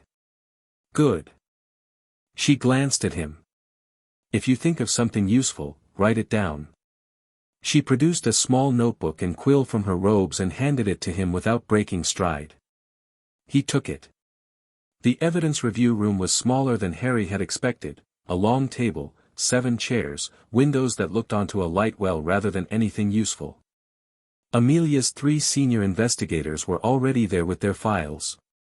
Constance closed the door. Amelia placed the injunction letter on the center of the table. "The filing," she said. "Someone with senior member status used the emergency procedural stay on welfare investigations. This provision is specifically designed for cases where a welfare investigation is politically motivated. It's a safeguard against the department being used as a political weapon." She let that sit for a moment. Someone has decided to use the safeguard as the weapon instead. One of the investigators, a lean, dark-haired woman named Aldridge, said, "What's their actual argument? Politically motivated on what grounds?" "They're arguing that the removal of the Potter child was conducted without appropriate consultation with designated magical guardians, meaning Dumbledore, and that the investigation scope, specifically, the elements examining ministry administrative record-keeping, constitutes departmental overreach." Amelia said it with the flat precision of someone who finds an argument contemptible but intends to take it seriously anyway, because that's how you defeat it. "In other words, we looked at our own failures, and someone thinks we shouldn't get to do that." "Who filed it?" Aldridge asked.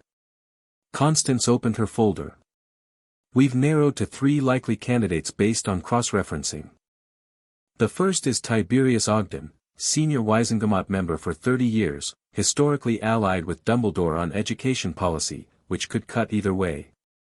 The second is a man called Abraxas Malfoy. Several people in the room went quiet in a particular way, who is technically retired from public life after the war but maintains his Wisengamot seat by virtue of ancient hereditary provision. The third is Hector Fawley, who sits on the Administrative Oversight Committee and has been quietly pushing to reduce DMLE authority for the last 2 years. Harry, sitting slightly back from the table with his notebook, wrote something down.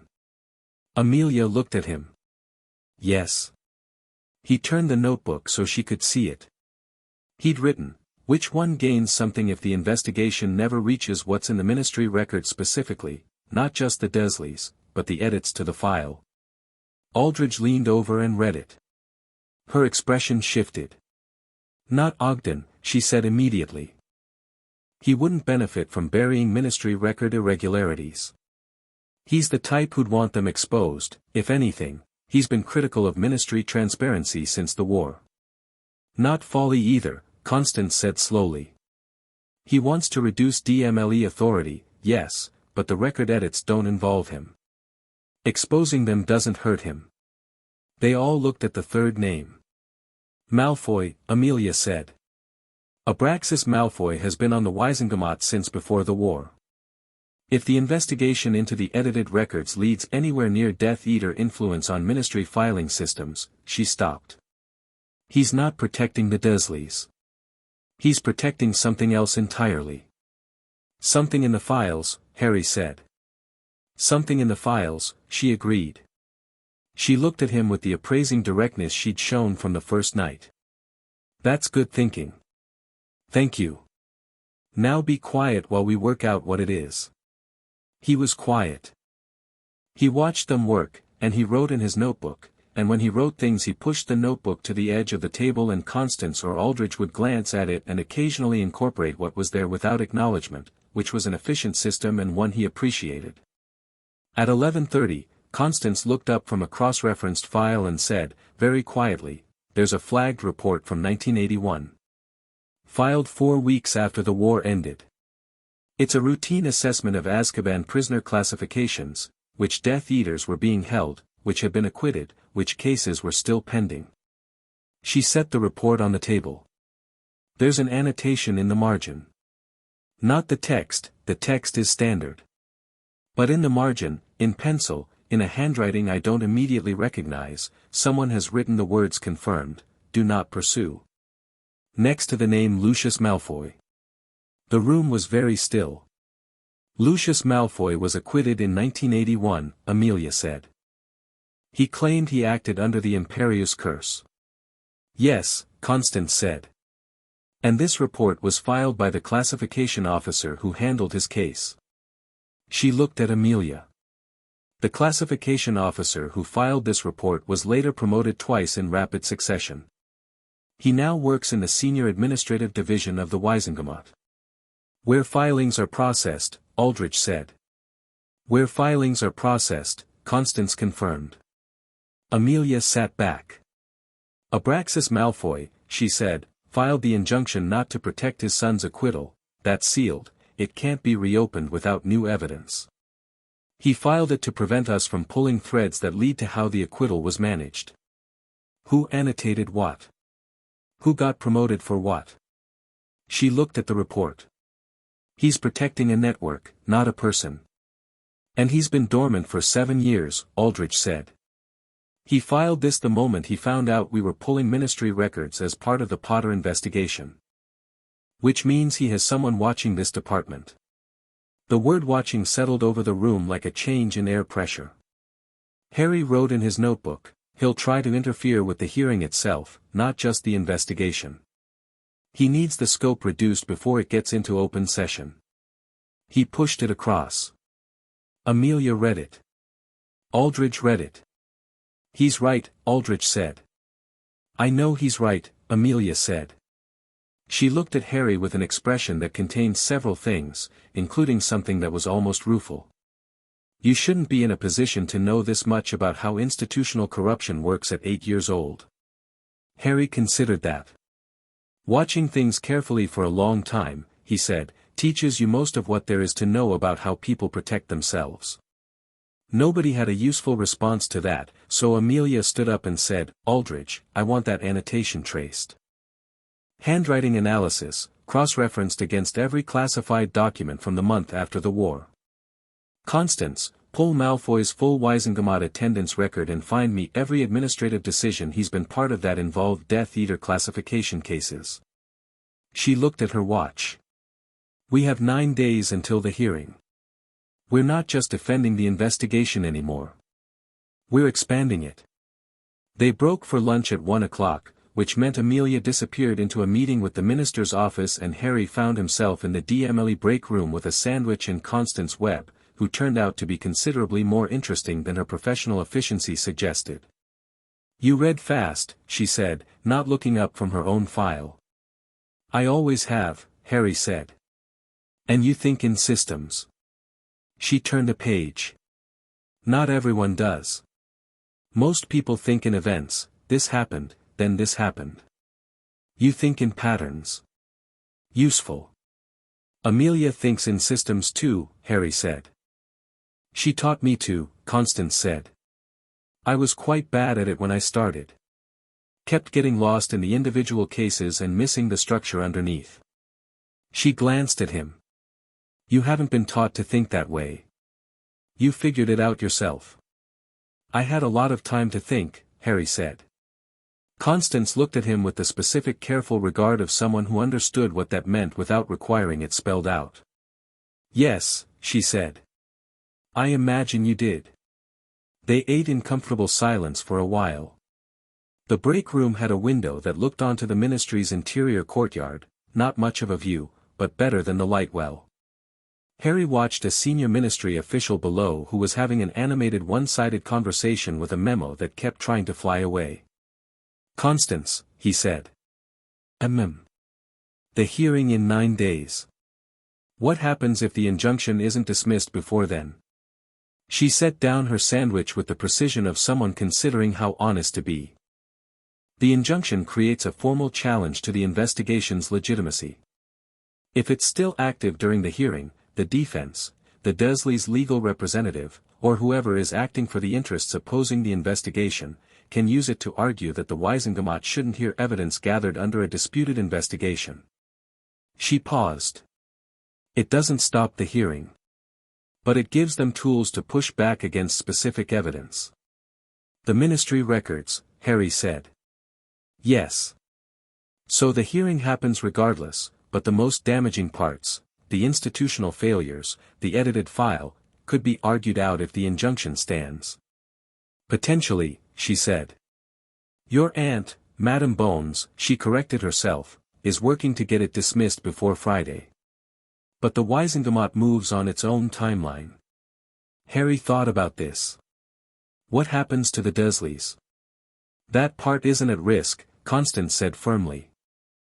The evidence on their direct actions is completely separate from the ministry record elements. Healer Stroud's testimony alone is, she stopped, choosing her words, sufficient. The Dursleys are going to face consequences regardless of what happens with the broader investigation. Harry nodded.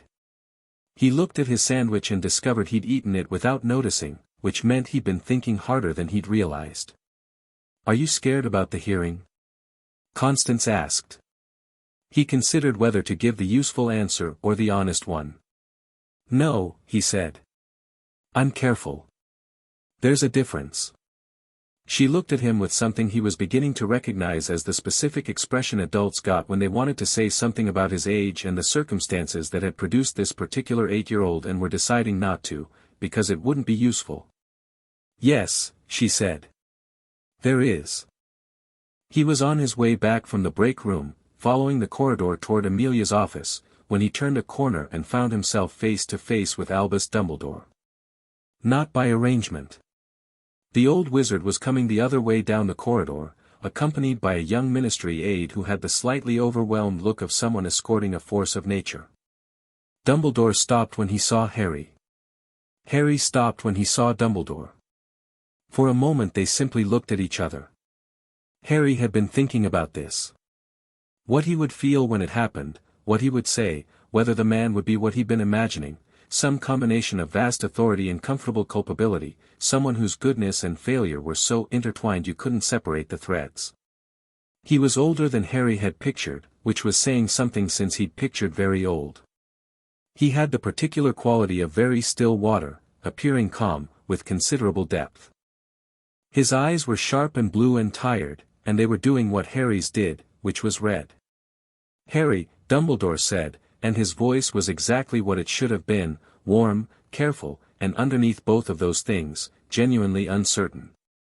Professor Dumbledore, Harry said. He'd decided on the title on the basis that it was accurate and neutral. I was not aware you would be at the ministry today. Amelia brought me. I see. A pause. He was being careful, Harry noted, with the care of someone who knew they had done damage and was not sure where the edges of it were. "How are you?" Harry looked at him with the straightforward attention that was his default. "I'm well," he said. "I'm staying at Bones Manor. Susan is good company and the garden is large." Something moved in Dumbledore's expression. "I am glad to hear it." "I read about my parents," Harry said. Not aggressively. As a statement. "Amelia told me some things. I've been reading what I can find." He paused. "They were remarkable people." "They were," Dumbledore said, and the weight in his voice on those two words was the realest thing he'd said so far. "I wanted to know about them my whole life," Harry said. "The Dursleys wouldn't tell me anything. I didn't even know their names until Amelia told me." Dumbledore was very still. "I'm not angry," Harry said, with the same testing quality Amelia had heard that first night on the roof. "I've thought about being angry and it doesn't seem like the most useful thing. But I think you should know that." He held Dumbledore's gaze with the absolute, uncomplicated steadiness of someone who had decided they would not be intimidated by anyone and was not performing it, just being it. "I think you made choices that made sense to you and were wrong. I think you'll probably want to talk about that at the hearing." Dumbledore looked at him for a long moment. "You are," he said, very quietly, "very much like your mother." "I know," Harry said. It was not vanity. It was the satisfaction of someone who'd finally been given a map and found they'd been on the right road all along. The ministry aide was looking between them with the expression of someone who had not signed up for this when they took the job of corridor escort. Harry nodded to Dumbledore with the precise courtesy of someone who has concluded a conversation that needed concluding and walked around him toward Amelia's office. He didn't look back. He didn't need to. The hearing convened on a Thursday morning 9 days later, in courtroom 3 of the Wisingamot chambers, not the full grand courtroom but not the small administrative rooms either, a middle space with tiered benches for 50 Wisingamot members and a raised central area for witnesses and evidence. The injunction had been dismissed on the Tuesday prior. Amelia had moved with the focused, unstoppable energy of someone who had decided that each hour was both finite and sufficient, and she'd spent the 9 days building a case so comprehensively documented and so cleanly evidenced that the injunction's challenge fell apart under procedural examination, specifically because Aldridge had traced the pencil annotation in 3 days, confirmed the handwriting against 2 other classified documents, and produced a paper trail between Abraxas Malfoy and the administrative officer who had processed his son's acquittal that was clean and clear and undeniable. Malfoy had withdrawn the injunction on Monday evening, which was the legal equivalent of a man quietly leaving a party he'd thrown himself in a room that had been filling with smoke. He was still required to attend the hearing. That had been one of the better phone calls of Amelia's week. Harry sat in the gallery with Susan and Heloise, which Amelia had arranged after a brief discussion about whether a child should be present at proceedings involving their own case. Harry had said, very simply, "It's my life. I'd like to be there for it." Amelia had said, "Fair enough," with the tone of a woman who had never seriously believed otherwise. The chamber filled. 50 Wisingamot members in plum-colored robes, most of them elderly, all of them carrying the particular atmospheric weight of people who moved through history with conscious awareness of doing so. Tiberius Ogden, who had nothing to do with the injunction and had in fact sent Amelia a private note expressing his full support for the investigation, sat near the top tier with his fingers steepled, watching the room with sharp eyes. Abraxas Malfoy sat at the far right end of the second tier with the composed immobility of a man who was doing all of his emotional activity entirely internally, and the occasional glance he directed at Amelia had the quality of someone acknowledging a defeat. Harry watched everyone. The Dursleys were brought in through a side entrance. Vernon looked diminished in a way that had nothing to do with his size. He was wearing a suit and had clearly tried to maintain his usual presentation, but the attempt sat on him like bad tailoring. Petunia was pale and very upright, with the compressed stillness of someone who had spent 10 days deciding what posture to take and had arrived at endure. Amelia opened the proceedings. She had given hearings before. Harry could see this in the way she moved, the way she spoke, with the efficiency of someone who understood that evidence has a better chance of being heard if it isn't dressed up. She was not theatrical about it. She laid the facts in sequence, clearly and without embellishment, and the facts were sufficient. They didn't need embellishment. They did the work themselves. She went through the sequence of events beginning with the anonymous letter. She read the key facts from Miriam's diagnostic without clinical euphemism and without dramatizing them, and the numbers and categories were themselves enough. Harry could hear, without turning around, the quality of silence in the chamber change when the diagnostic results were read aloud. It was the silence of 50 people adjusting to something. Miriam testified directly. She was precise and thorough and devastating in the specific way that someone with 20 years of medical testimony experience is devastating. She said what she saw, she said what it meant, she said it without qualification or softening, and she sat very still and looked at whoever was asking questions with the full weight of her professional certainty. When the defense advocate, a thin man in grey robes named Wickham who had been selected by the Dursleys at the ministry's suggestion, attempted to suggest that Harry's injuries could have resulted from normal childhood activity, Miriam looked at him with an expression of professional patience and said, "A 4-year-old child does not receive an untreated fractured rib from normal childhood activity, Mr. Wickham. The pattern of injury combined with the malnutrition and the locked room and 7 years of documented evidence is not a series of unfortunate accidents. It is a pattern. I have been a healer for 19 years. I know the difference." Wickham sat down. The ministry records were presented by Constance, who had prepared the summary with the brisk precision that was her signature, and the annotation from Malfoy's son's acquittal file was entered into the record at the point where it became relevant to explaining why the investigation had been looking at ministry records in the first place. Amelia watched Abraxas Malfoy's face during this section with the controlled expression of someone doing a job and not gloating about it, which took some effort. Dumbledore testified in the middle of the afternoon. He gave his account of the decision to place Harry at Privet Drive and did it with the same fullness he'd given Amelia in her office, which she'd expected because he'd had time to prepare and he was not a man who prevaricated when he decided not to. He described the blood ward protection in detail. He described his assessment of the risk environment. He described his reliance on the initial arrangement without adequate verification. When the Wisengamot chief warlock, an ancient man named Tofty who had the look of someone who had been making authoritative decisions since slightly before the invention of the wheel, asked him directly whether he believed his oversight of the child's welfare had been adequate, Dumbledore said, "No." Without elaboration. Without defensive framing. The single word, said clearly, and what followed was the longest silence of the day. Tofty looked at him over reading glasses that appeared to be more of a prop than a necessity. "You are the most powerful wizard in this country, Professor Dumbledore. You are the headmaster of our primary educational institution. You are a former chief warlock of this very court." He paused. "You checked on the child how often, in 7 years?"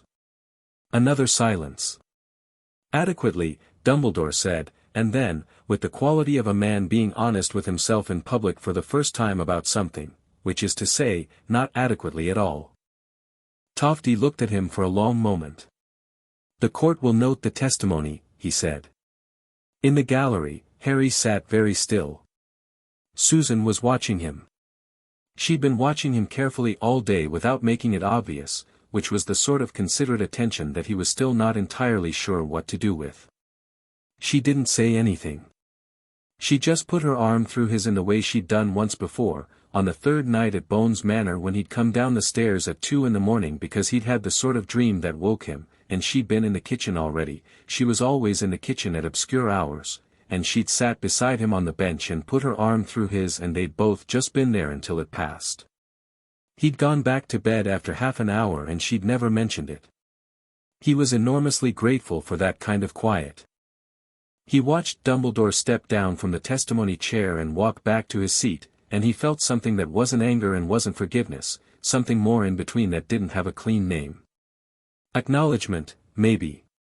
The recognition that the map was wrong and Dumbledore had known it was wrong for some time, and the other recognition that the map being wrong had cost Harry specific things, his parents' faces, his parents' names, years of ordinary childhood, that he was only now beginning to catalogue.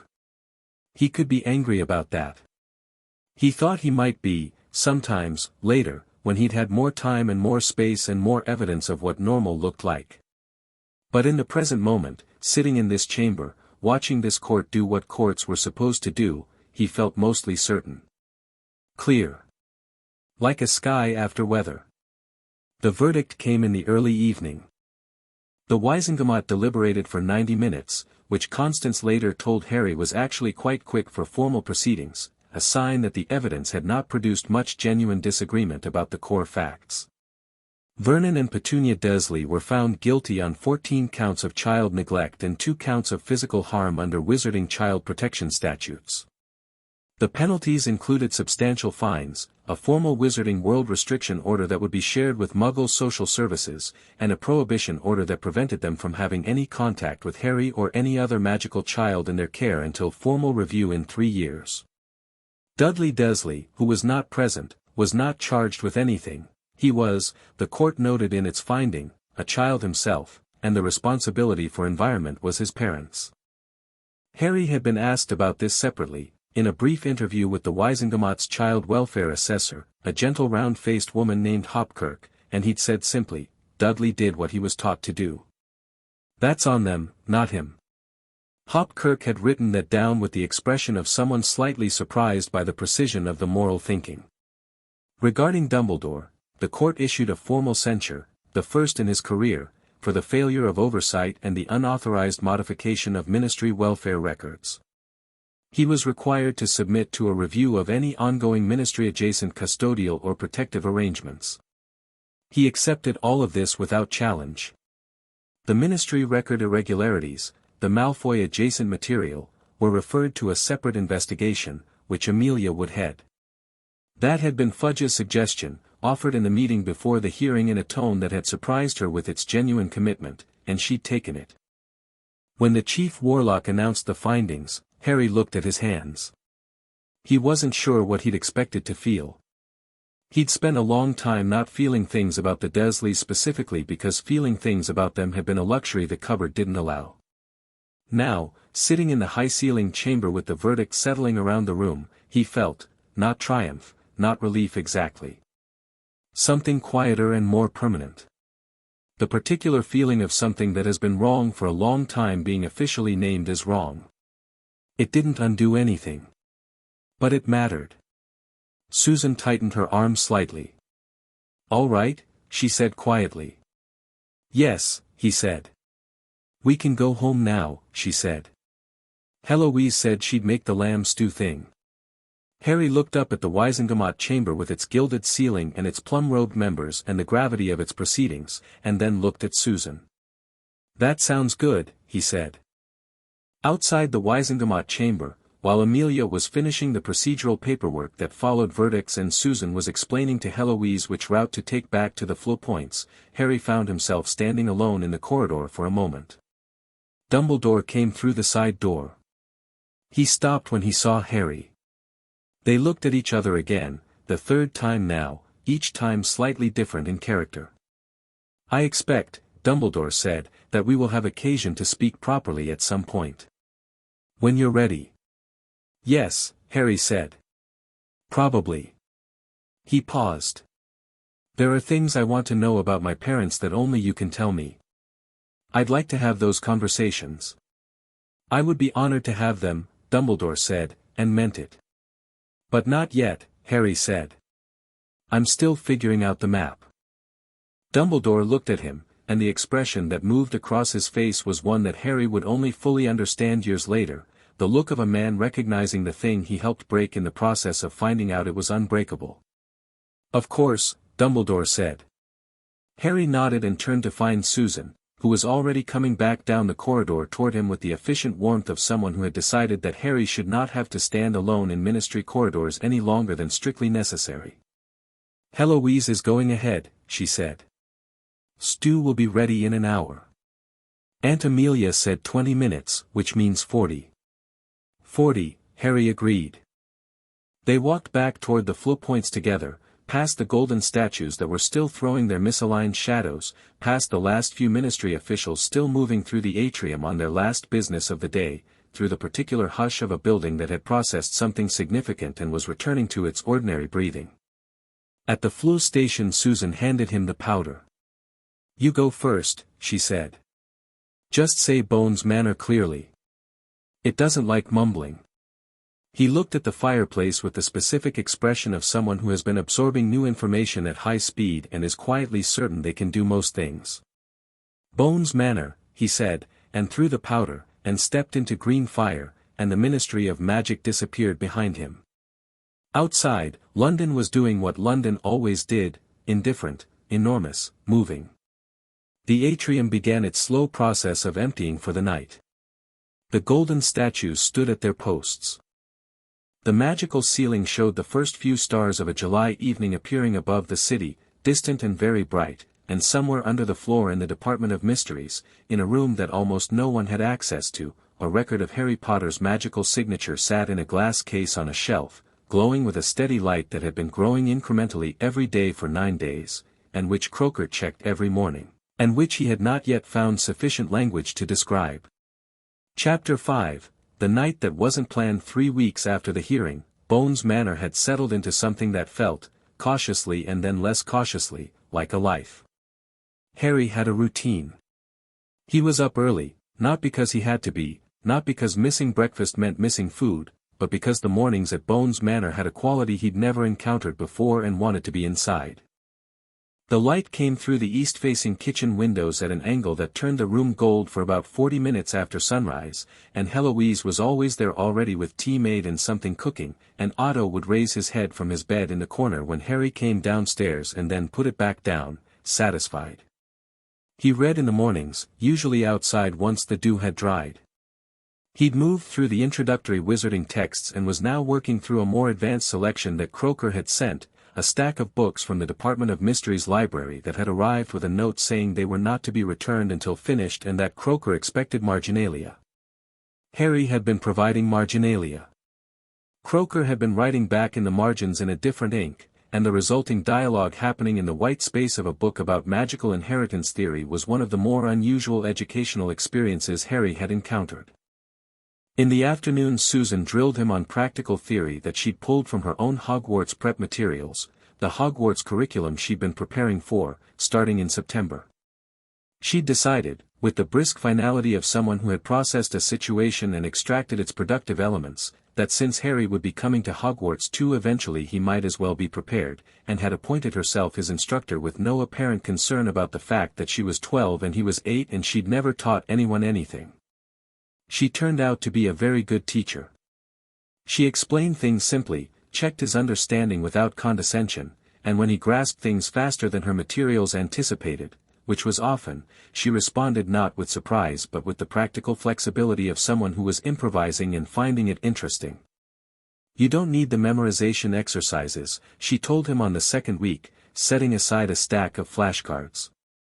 "You just read something and it's there." "Most things," he said. "Not everything. Complex wand movements I need to practice." "Right. So we skip the rote work and focus on the application." She opened a different book. "Let's do magical theory instead. The why behind the mechanics, that's where you're going to outrun the standard curriculum anyway, so we might as well start." It had been going well. Amelia was home for dinner most nights, which Harry had learned was not her pre-Harry habit. Constance had mentioned, in passing, that Madame Bones had been known to work until 9 or 10 several nights running. She didn't comment on the change in her schedule. She just came home, asked them both what they'd been working on, and listened to the answers with genuine attention. It was a small thing. It was not a small thing. The guardianship application had moved through 2 stages of review. 1 more to go. Amelia's solicitor, a dry-voiced woman named Penhaligon who specialized in magical custody law and seemed to regard every piece of opposing paperwork as a personal affront, had told Amelia privately that it was going well, and Amelia had told Harry this without framing it as a promise, which was precisely the right balance and which Harry had come to understand was Amelia's general approach to everything. Honest about uncertainty, clear about direction. He'd stopped waking in the night. That had happened somewhere around the second week, so gradually he hadn't noticed until it was already true.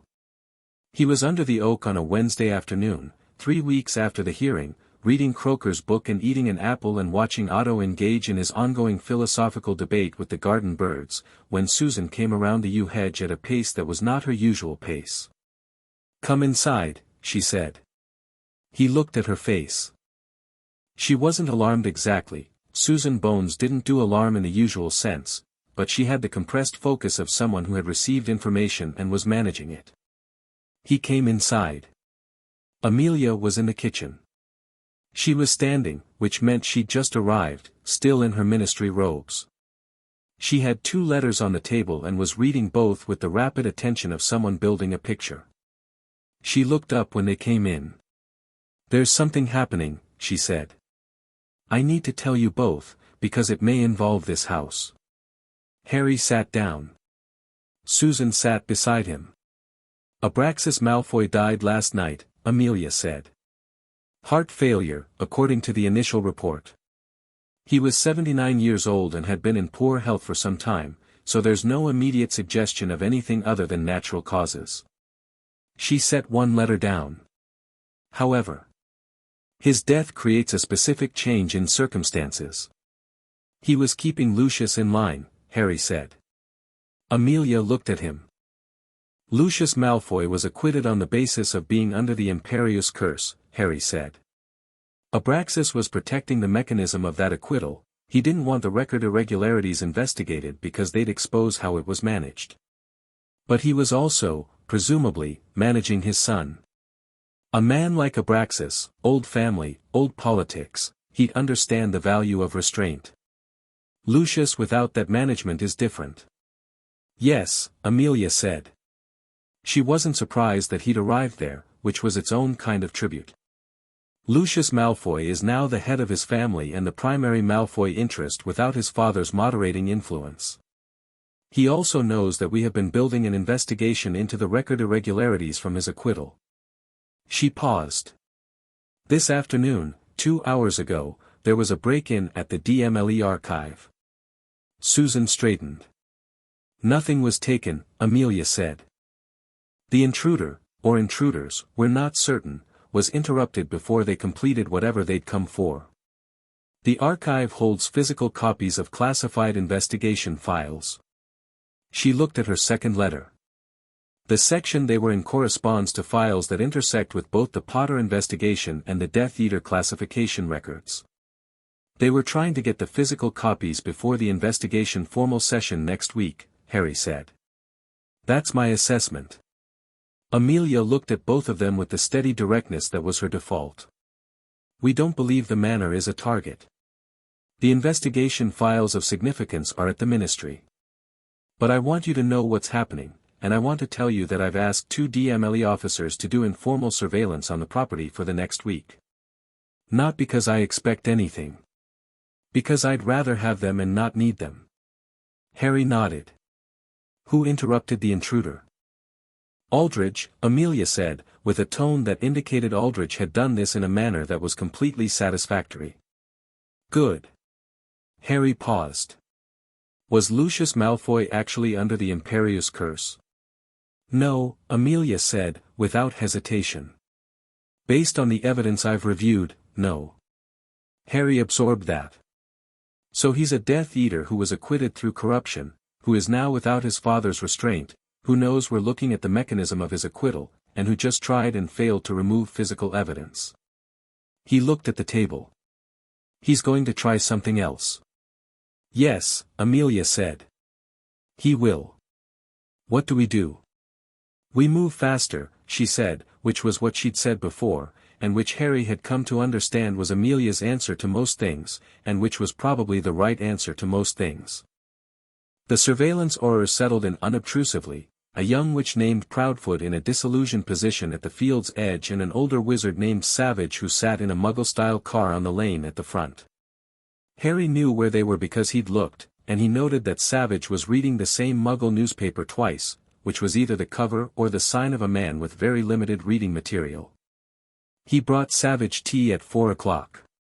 Savage looked at the tea, then at Harry, then at the point 30 meters away where Proudfoot was invisible, and then back at the tea. "How'd you know I was here?" he said. "The car hasn't moved and you've been reading the same paper for 2 hours, Harry said. "Also you folded it wrong. You were watching the house." Savage considered him. He was a broad, weathered man in his 40s who gave the impression of someone who had been in difficult situations and had learned to find them interesting rather than frightening. "You're the Potter kid." "Harry, yes. Madam Bones know you're out here?" "She will in a moment. I was going to tell her after I gave you the tea." Savage took the tea. "You're meant to stay inside." "I'm not inside, I'm in the garden. The boundary wards are at the hedge line, I checked." Harry paused. "Is there actually a specific threat or is this precautionary?" "Precautionary," Savage said, in the tone of a man deciding how much to tell a child and finding himself landing on more than he'd planned. "Not nothing. But not specific." "Right." Harry looked at the lane. "If something specific develops, will you tell us or just react?" Savage looked at him with the appraising calm of an orar who had been doing threat assessment for 20 years. "React first," he said. "Tell you after, if there's an after." "That's fine," Harry said. "I just wanted to know the protocol." He went back inside and told Amelia he'd brought Savage tea, and Amelia set down her quill and looked at the ceiling briefly with the expression of someone recalibrating their safety planning to account for variables she had not fully anticipated. What happened that night was not what Amelia had planned for. She'd been at the kitchen table until 11, working through the expanded investigation files with Constance, who had fled over after dinner. Susan had gone to bed at 9:30. Harry had gone upstairs at 10, taken a book, and likely been reading until 11. Amelia had come to understand that his sleep schedule was self-regulating and that he slept when he was ready and not before. The hour between Constance leaving and midnight was quiet. Amelia was reviewing a summary document when she heard Otto. Not barking. Otto had a full range of vocalizations and she'd learned them over the 4 years they'd had him. This was his other sound, the one that Susan had described as his checking sound, a low, soft, almost subsonic rumble that he made when something in his environment required consideration. She looked at him. He was facing the window to the garden. His hackles weren't raised. He was simply looking. She put down her quill. She went to the window carefully, staying to the side, and looked at the garden. The surveillance aurors should have, Proudfoot was down. She could see it, the edge of the disillusionment had cracked when the witch fell, so there was a visible shimmer at the field's edge, an outline of a person on the ground. Not moving. She was at the flue before the thought had fully formed, pulling out the emergency flue powder they kept in the jar on the mantel, and she pushed her face into the fire and said the emergency channel for magical law enforcement and gave the situation in 8 words. Then she went to the stairs. Harry was on the landing. He was dressed. He had his shoes on. He was looking down at her with the alert expression of someone who had heard Otto 2 minutes ago and had been processing since. "Something's in the garden," she said. "Proudfoot is down." "I know," he said. "I saw from my window." She looked at him. "I need you and Susan in the highest room, the attic, it's got the strongest protection. How long until backup arrives?" 6 to 8 minutes on emergency call. She kept her voice even because he was looking at her with the steady quality that required evenness back. "Harry, is Savage still at the front?" She didn't know. She hadn't been able to check before she'd sent the flue. "I don't know. If they got Proudfoot first, they'll have come from the back," Harry said, moving down the stairs with the quiet speed of someone who knew which steps creaked. "Which means the front approach is still clear." "If Savage is still, Harry." She put a hand on his arm. "You're 8 years old." He looked at her with those clear green eyes and said, "I know. But I'm also not helpless and I think we both know that. Tell me what you need me to do and I'll do it." She looked at him for 1 second. She said, Wake Susan quietly. Get to the attic. There's a locking charm on the inside of the door. Third drawer in the chest at the top of the stairs has a wand. It's Susan's practice wand, but it'll work for the lock charm. Lock the door and do not open it for anyone except me or an auror who gives you the word Fieldstone. Do you understand? Fieldstone, he said. Yes. Go. He went. She heard him on the landing above, heard Susan's door, heard the low quick exchange of his voice and Susan's, and she drew her wand and went to the back of the house. There were two of them. She saw them crossing the lower garden, moving with the careful deliberate pace of people who believed they were undetected and were taking their time. Both masked, not Death Eater masks, something more improvised, cloth over the lower face, and both moving toward the kitchen door with their wands drawn. She assessed, two trained individuals, organized enough to have taken Proudfoot down silently, which meant a high-level disillusionment, or a professional silencing charm, which meant this was not amateur opportunism. She cast the exterior lights with a thought, flooding the garden with brightness, and they froze, not long, professionals don't freeze long, and she was already moving to the side door. The one on the left threw a stunner immediately. She deflected it into the garden wall without breaking stride. The stone chipped satisfyingly.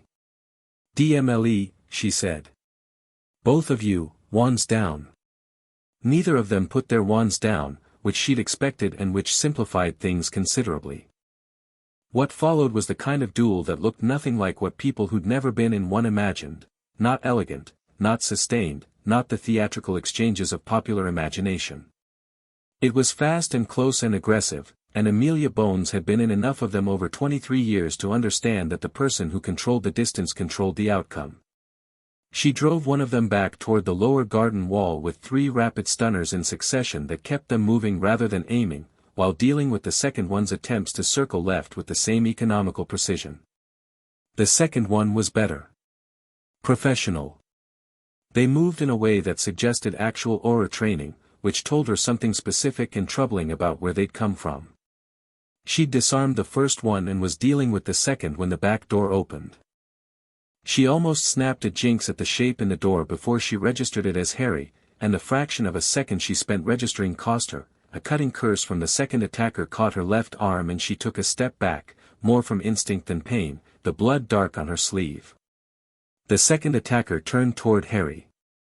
And stopped. Harry was standing in the doorway, not with the practice wand, not with any wand, and the air around him had the particular quality that Amelia had only seen in Miriam's medical suite when the diagnostic ran, that ambient warmth, except it wasn't warm. It was light. A low, steady, sourceless luminescence that came from somewhere around him without being attached to anything, and his eyes had an attentiveness that was not the attentiveness of a child. He wasn't performing anything. He wasn't trying to look threatening. He was just looking at the second attacker with complete, undivided attention, the way he looked at everything he decided mattered. Put it down, he said. His voice was 8 years old. The thing that came with it was not. The attacker did not put it down, they snapped a stunner at him instead, and it hit something approximately a foot in front of Harry and dissolved. Not deflected, it didn't ricochet, didn't go sideways. It simply stopped existing at a certain point of approach and Harry didn't move. Amelia, her arm held to her side, stepped in from the attacker's left and put them on the ground with a body bind that was not technically the most elegant piece of spellwork she'd ever performed but was unquestionably effective. Silence. The garden was very still. The exterior lights were still blazing. The first attacker was in a stunner slump against the garden wall. The second was rigid in the grass. Otto had appeared at the back door behind Harry and was vibrating with a very contained desire to do something significant. Amelia looked at Harry. Harry looked at the second attacker on the ground, then at Amelia's arm. His expression shifted into something that had the quality of someone coming back from somewhere very focused. "You're hurt," he said. "It's not deep." She looked at her sleeve. It wasn't, she assessed rapidly. The cutting curse had been aimed at her wand hand and caught her forearm instead, shallow but aching and bleeding. "What are you doing down here?" I told you the attic.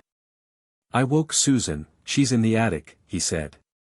I heard the cutting curse. The sound of a cutting curse hitting a person is different from one hitting a wall. He paused.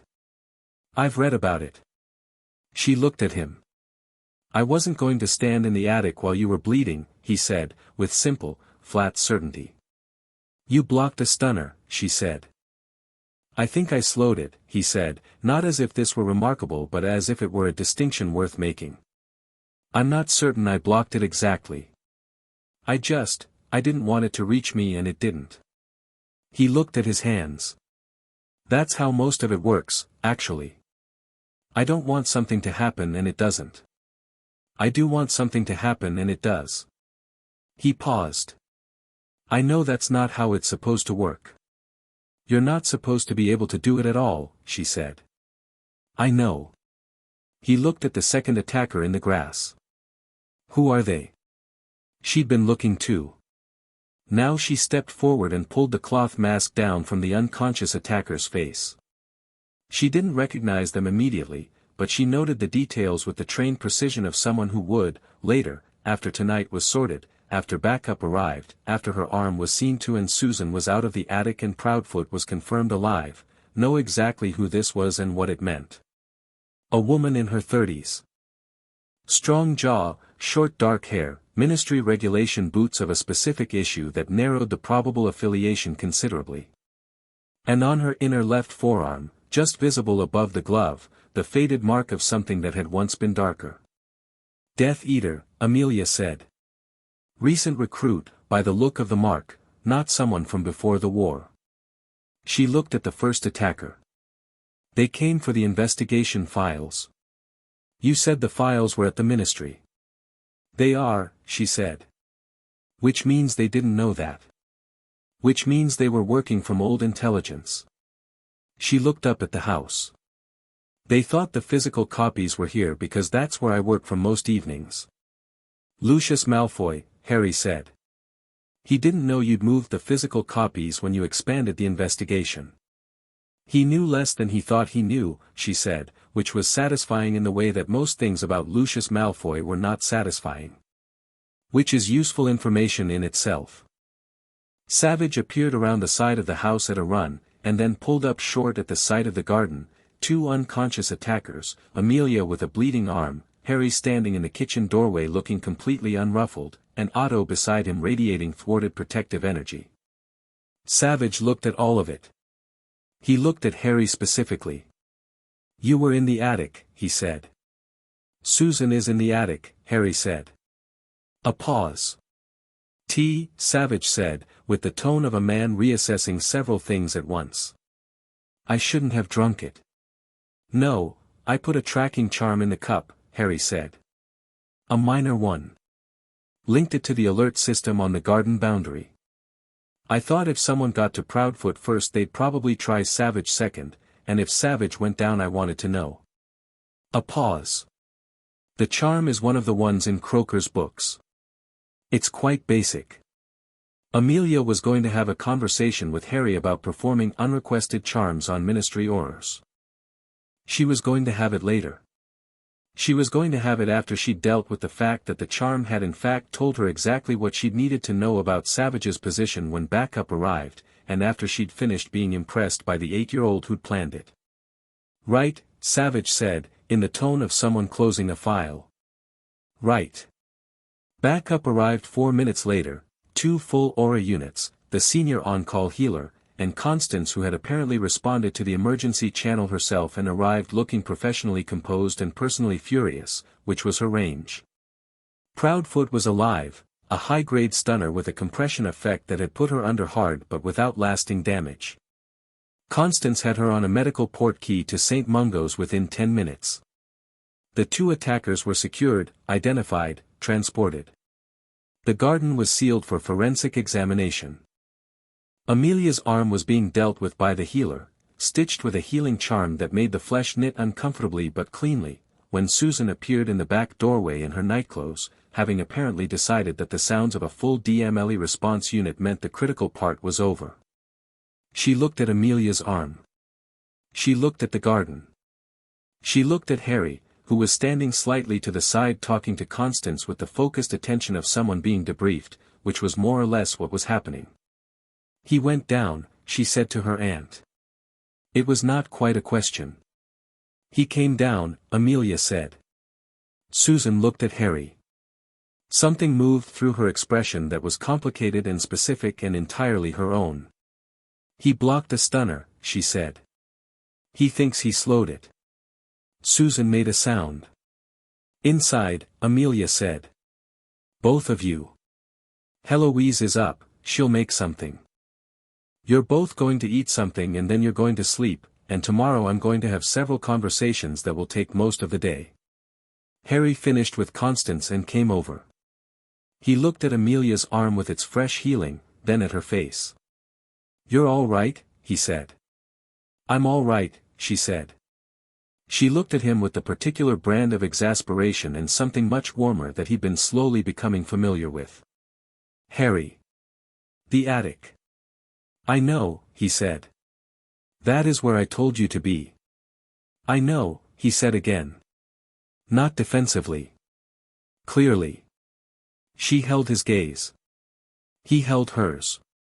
The garden smelled of summer and the particular sharp tang of expended spell work. Two DMLE officers moved through the background noting evidence, and Otto was finally being allowed to sniff the attacker-shaped depressions in the grass, which he was doing with great satisfaction. "Thank you," she said, finally, quietly and directly. "You're welcome," he said, equally directly. Inside, Heloise made tea and eggs at midnight without complaint, with the air of someone who had always suspected that the hours kept in this house would eventually require midnight eggs and had been ready. Harry ate quickly and with the focus of someone who'd realized, now that everything was quieter, that he'd been running on adrenaline and his body had opinions about this. Susan ate beside him and they were both quiet in the particular way of people who have been through something and are processing it in parallel. Amelia sat across from them with her tea and her bandaged arm and the files she'd already started mentally reorganizing, because the night's events were evidence, the attackers were evidence, the intelligence gap they'd revealed about Malfoy's awareness of the investigation was evidence, and she was thinking in systems, as she always thought in systems, and the system was becoming clearer. "He knows the investigation is close," Harry said, without preamble. She looked up. "Lucius Malfoy. He sent people to the manor because he thought the physical copies were here, but he also sent them now, 3 weeks after the hearing, which means something in the last 3 weeks has told him the expanded investigation is moving fast." Harry turned his tea mug in both hands, a habit she'd noticed, the object turning, the way he thought better when his hands were doing something. Either he has someone watching the investigation actively, or the hearing itself told him something about what you found in the records. "The hearing was public," Susan said. "Parts of it were in public session," Harry said. "But the specifics of the annotation and the cross-reference promotion records, those were submitted as evidence, but how much of that was read aloud in open session?" Amelia set down her tea. "Not all of it," she said slowly. "The specific details of the promotion sequence were submitted as a written exhibit, not read fully into the record. So he knows enough from the public session to know the investigation has those threads," Harry said. "But not exactly how far they go. Which is why he sent people for the physical files, he wanted to see the full picture before deciding how to respond. Constance was going to need to know this." Amelia was already composing the memo. "There's something else," Harry said. He stopped. "Say it," Amelia told him. "The woman. The one you unmasked. The mark on her arm was recent, you said recent recruit." He looked at Amelia directly. "Voldemort is gone. The Death Eaters who followed him are either in Azkaban, acquitted, or in hiding. Who is a recent recruit to?" The kitchen was very quiet. Susan put down her fork. "That's a very good question," Amelia said, very carefully. "Someone is rebuilding something," Harry said. "Or continuing something that didn't fully stop." He held Amelia's gaze. "That's why Lucius Malfoy isn't just about protecting his acquittal anymore. He's protecting an infrastructure. Amelia looked at this child, at the 8-year-old with the taped glasses and the two big hands of someone who would eventually be considerably larger and who was sitting in her kitchen at midnight eating eggs and disassembling the post-war political structure of the magical underworld, and felt the double sensation that he produced in her regularly, which was profound affection and a very specific kind of ache, the ache of knowing what it had cost to produce this particular quality of mind. At this particular age. Yes, she said. That's what I think too. Does Dumbledore know? I believe he suspects. I think he's known longer than he said. She paused. This is part of what I need to speak to him about. Harry nodded. Okay. He ate the last of his eggs. I'll come with you, he said. You will not, Amelia said. I know things he won't expect me to know, Harry said. And he'll be honest with me in ways he might not be honest with you, because you're a child, Amelia said. Because I'm me, Harry said. He looks at me differently. He feels differently about me. That's not a weakness, it's information. He looked at her steadily. I'm not saying it to be difficult. I'm saying it because it's true and we both know it. Amelia opened her mouth. Closed it. Looked at Susan, who was very carefully not making eye contact with either of them, which meant she agreed with Harry and had decided staying out of it was the wisest available position. We'll discuss it, Amelia said finally. Okay, Harry said, with the equanimity of someone who had learned that we'll discuss it from Amelia was meaningfully different from no.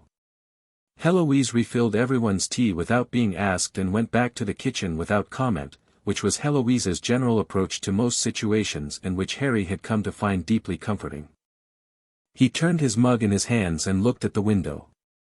Outside, the DMLE forensics team were still working the garden with their pale Lumos lights, quiet and efficient, moving through the dark. Proudfoot would be all right. The attackers were in Ministry holding. The investigation files were safe. The night hadn't broken anything that mattered. He sat with that and let it settle. Susan, he said. She said, on her second cup of tea. Thank you for staying in the attic. She looked at him. You told me to. I know. Thank you for doing it. She held his gaze for a moment with the particular quality of attention that was entirely her own, warm and direct and not asking for anything from him except for him to be whatever he actually was. Next time, she said, I'm not staying in the attic. I know, he said. Just so we've established that. We've established it. She went back to her tea. He went back to the window. Amelia was already writing the first of the several memos she would send before she slept, her bandaged arm moving across the parchment with the steady purposeful efficiency that was her natural state and which Harry had come to think of as one of the most reassuring things in his experience of the world. Outside, the garden was being carefully, thoroughly examined in the dark, and somewhere beyond it the lane was quiet, and beyond the lane Suffolk was doing what Suffolk did at midnight, sleeping, breathing, entirely indifferent to the machinery of wizarding politics and the small extraordinary household that had found itself at the intersection of both. The summer had 8 weeks left in it. Harry was going to need every one of them.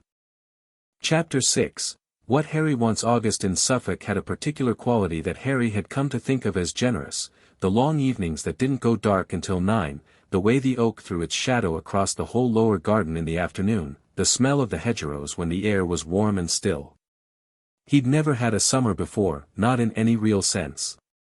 He'd had the months between school years at the Dursleys, which were defined primarily by chores and the geography of avoidance. This was different. This had texture. He was building memories that belonged to him. He was aware, in the specific way he was aware of most things, that it was also ending. September 1st was 6 weeks away. Susan was going to Hogwarts. That was settled and certain and produced in her a complex emotional weather system that she processed by being extremely busy with preparation, lists, trunk packing, I'll-order catalogs, the focused energy of someone running toward something. Harry watched her do this with the particular feeling of someone standing on a platform as a train departs, not with grief exactly, more with the sharp-edged clarity of someone who understands the shape of a change before it happens. His own situation was less settled. The guardianship application had passed its final review stage. Penhaligon had called Amelia with the news on a Tuesday morning, and Amelia had come to find him in the garden with the look she got when something had gone right and she was allowing herself to acknowledge it. She'd said, "It's done," and he'd said thank you, and they'd stood under the oak for a moment in the good quiet of something completed. He had a guardian. Amelia Bones was his legal guardian. It was official and documented and would not be undone, and he sat with that fact at intervals and found it solid, the way you test a floorboard you weren't sure would hold. What happened next with his education was the outstanding question, and it was why Amelia had called the meeting. She described it as informal. The kitchen table, mid-morning, people coming who had things relevant to Harry's future. Harry had asked who and she'd listed them: Croker from the Department of Mysteries, Miriam Stroud, Augusta Longbottom, who had been peripherally involved in the investigation from the beginning and had strong opinions about most things, and Albus Dumbledore. Harry had been quiet for a moment at that last one. "You want to hear his ideas," Harry said. "He knows more about your specific magical heritage and history than anyone alive," Amelia said. "I want his input. I also want him in the room when decisions are made rather than making decisions separately and presenting them afterward." She looked at Harry. "That's the lesson I've taken from the last few months, at least in part." "He can come," Harry said. "That's fine." He paused. "I have things I want to say."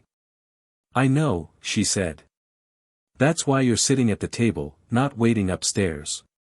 They arrived across a 40-minute window on a Thursday morning in late August. Croker came first, on foot from the lane, carrying a bag that clinked with the sound of books and the particular other sound of things in glass containers.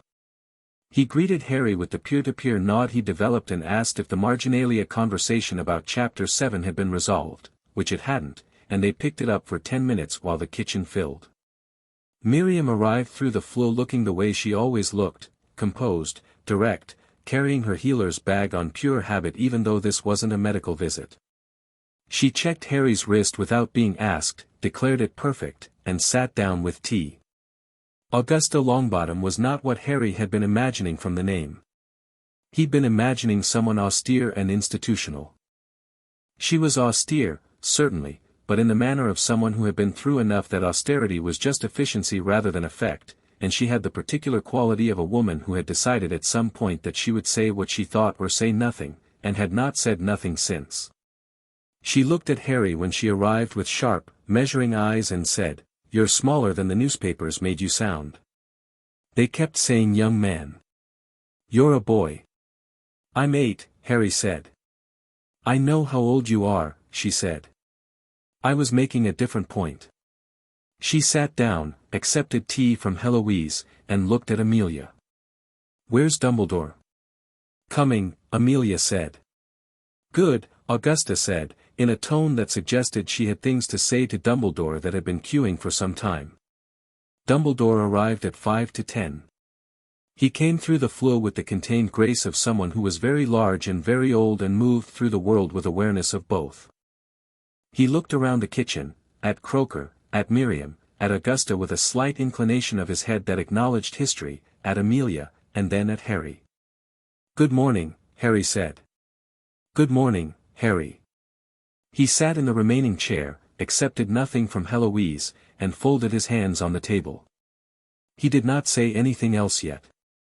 He was reading the room, Harry understood, feeling out what kind of meeting this was, who held the center of it. Amelia held the center of it. That was clear from the moment she stopped moving. "Thank you for coming," she said. "This isn't a formal proceeding. There are no records being kept, no ministry affiliation. I'm speaking today as Harry's guardian, not as head of the DMLE. She looked around the table. Harry is 8 years old. He has a year at minimum, probably 2, before the standard Hogwarts intake. That time needs to be used deliberately. What I want from all of you is honest input about what he needs and what is possible. After that, Harry is going to tell us what he wants." She looked at him. "In that order." Harry nodded. Croker went first, because his input was the most technical and Amelia had always understood the value of establishing a factual foundation before moving to interpretation. He set 3 of his books on the table and opened one to a section that Harry recognized. He'd read it 3 times and the margins were dense with both their handwriting. His development over the last 2 months has been significant, Croker said, with the academic directness that was his register. The intentional wandless control has become more articulate, less instinctive response and more deliberate application. The incident last month, he glanced at Amelia, who had apparently briefed him on the night in the garden, indicates a defensive capability that should not exist at this level in an untrained child. The passive magical field has stabilized and expanded.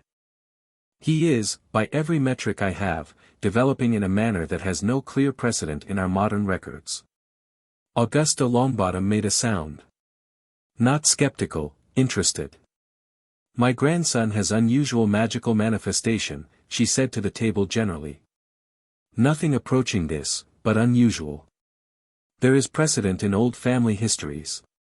The Peverills, the Bones line itself before the modern era, concentrated inheritance occasionally produces something qualitatively different rather than quantitatively superior.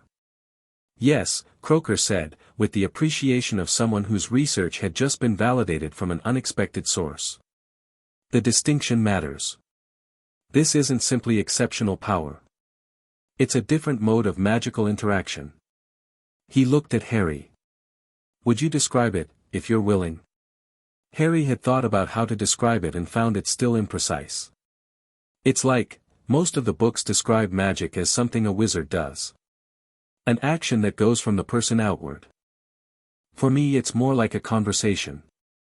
The magic is always present and I'm always in contact with it.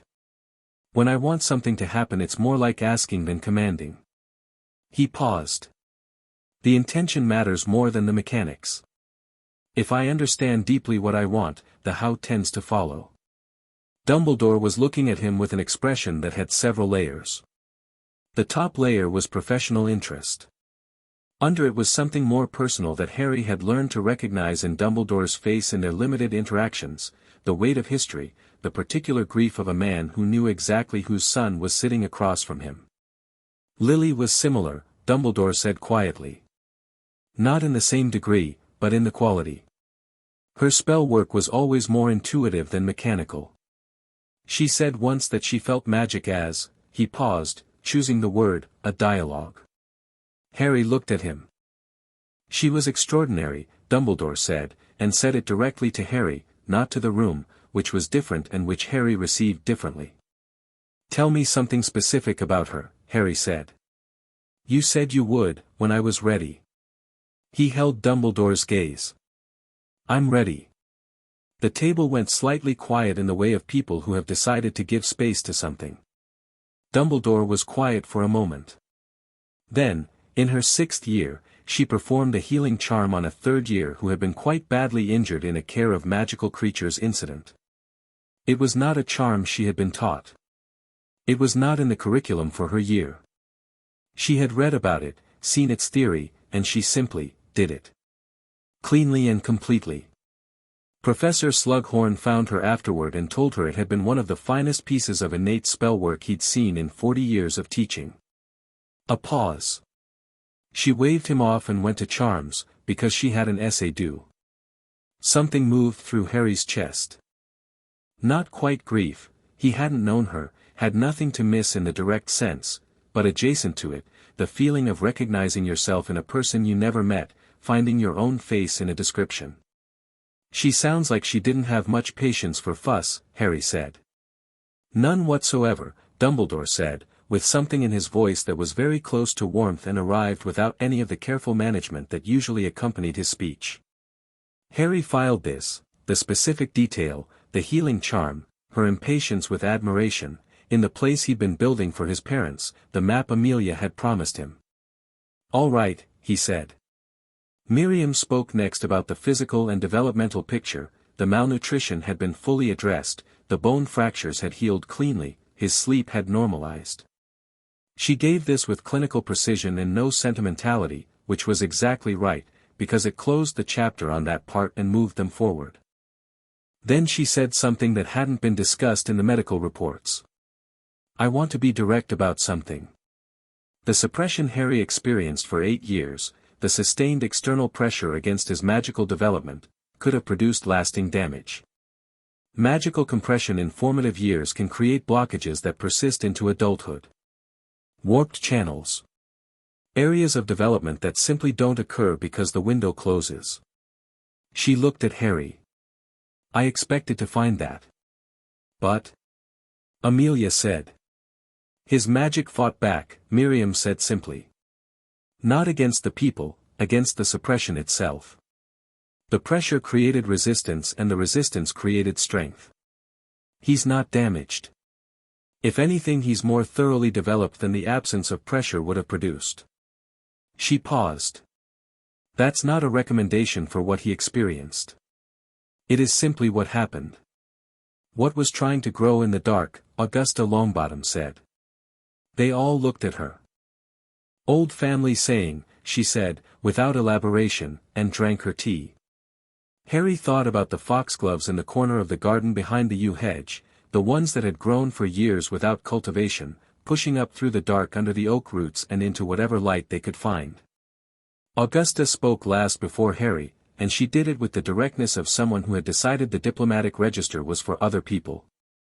The boy needs proper education, she said. That is self-evident.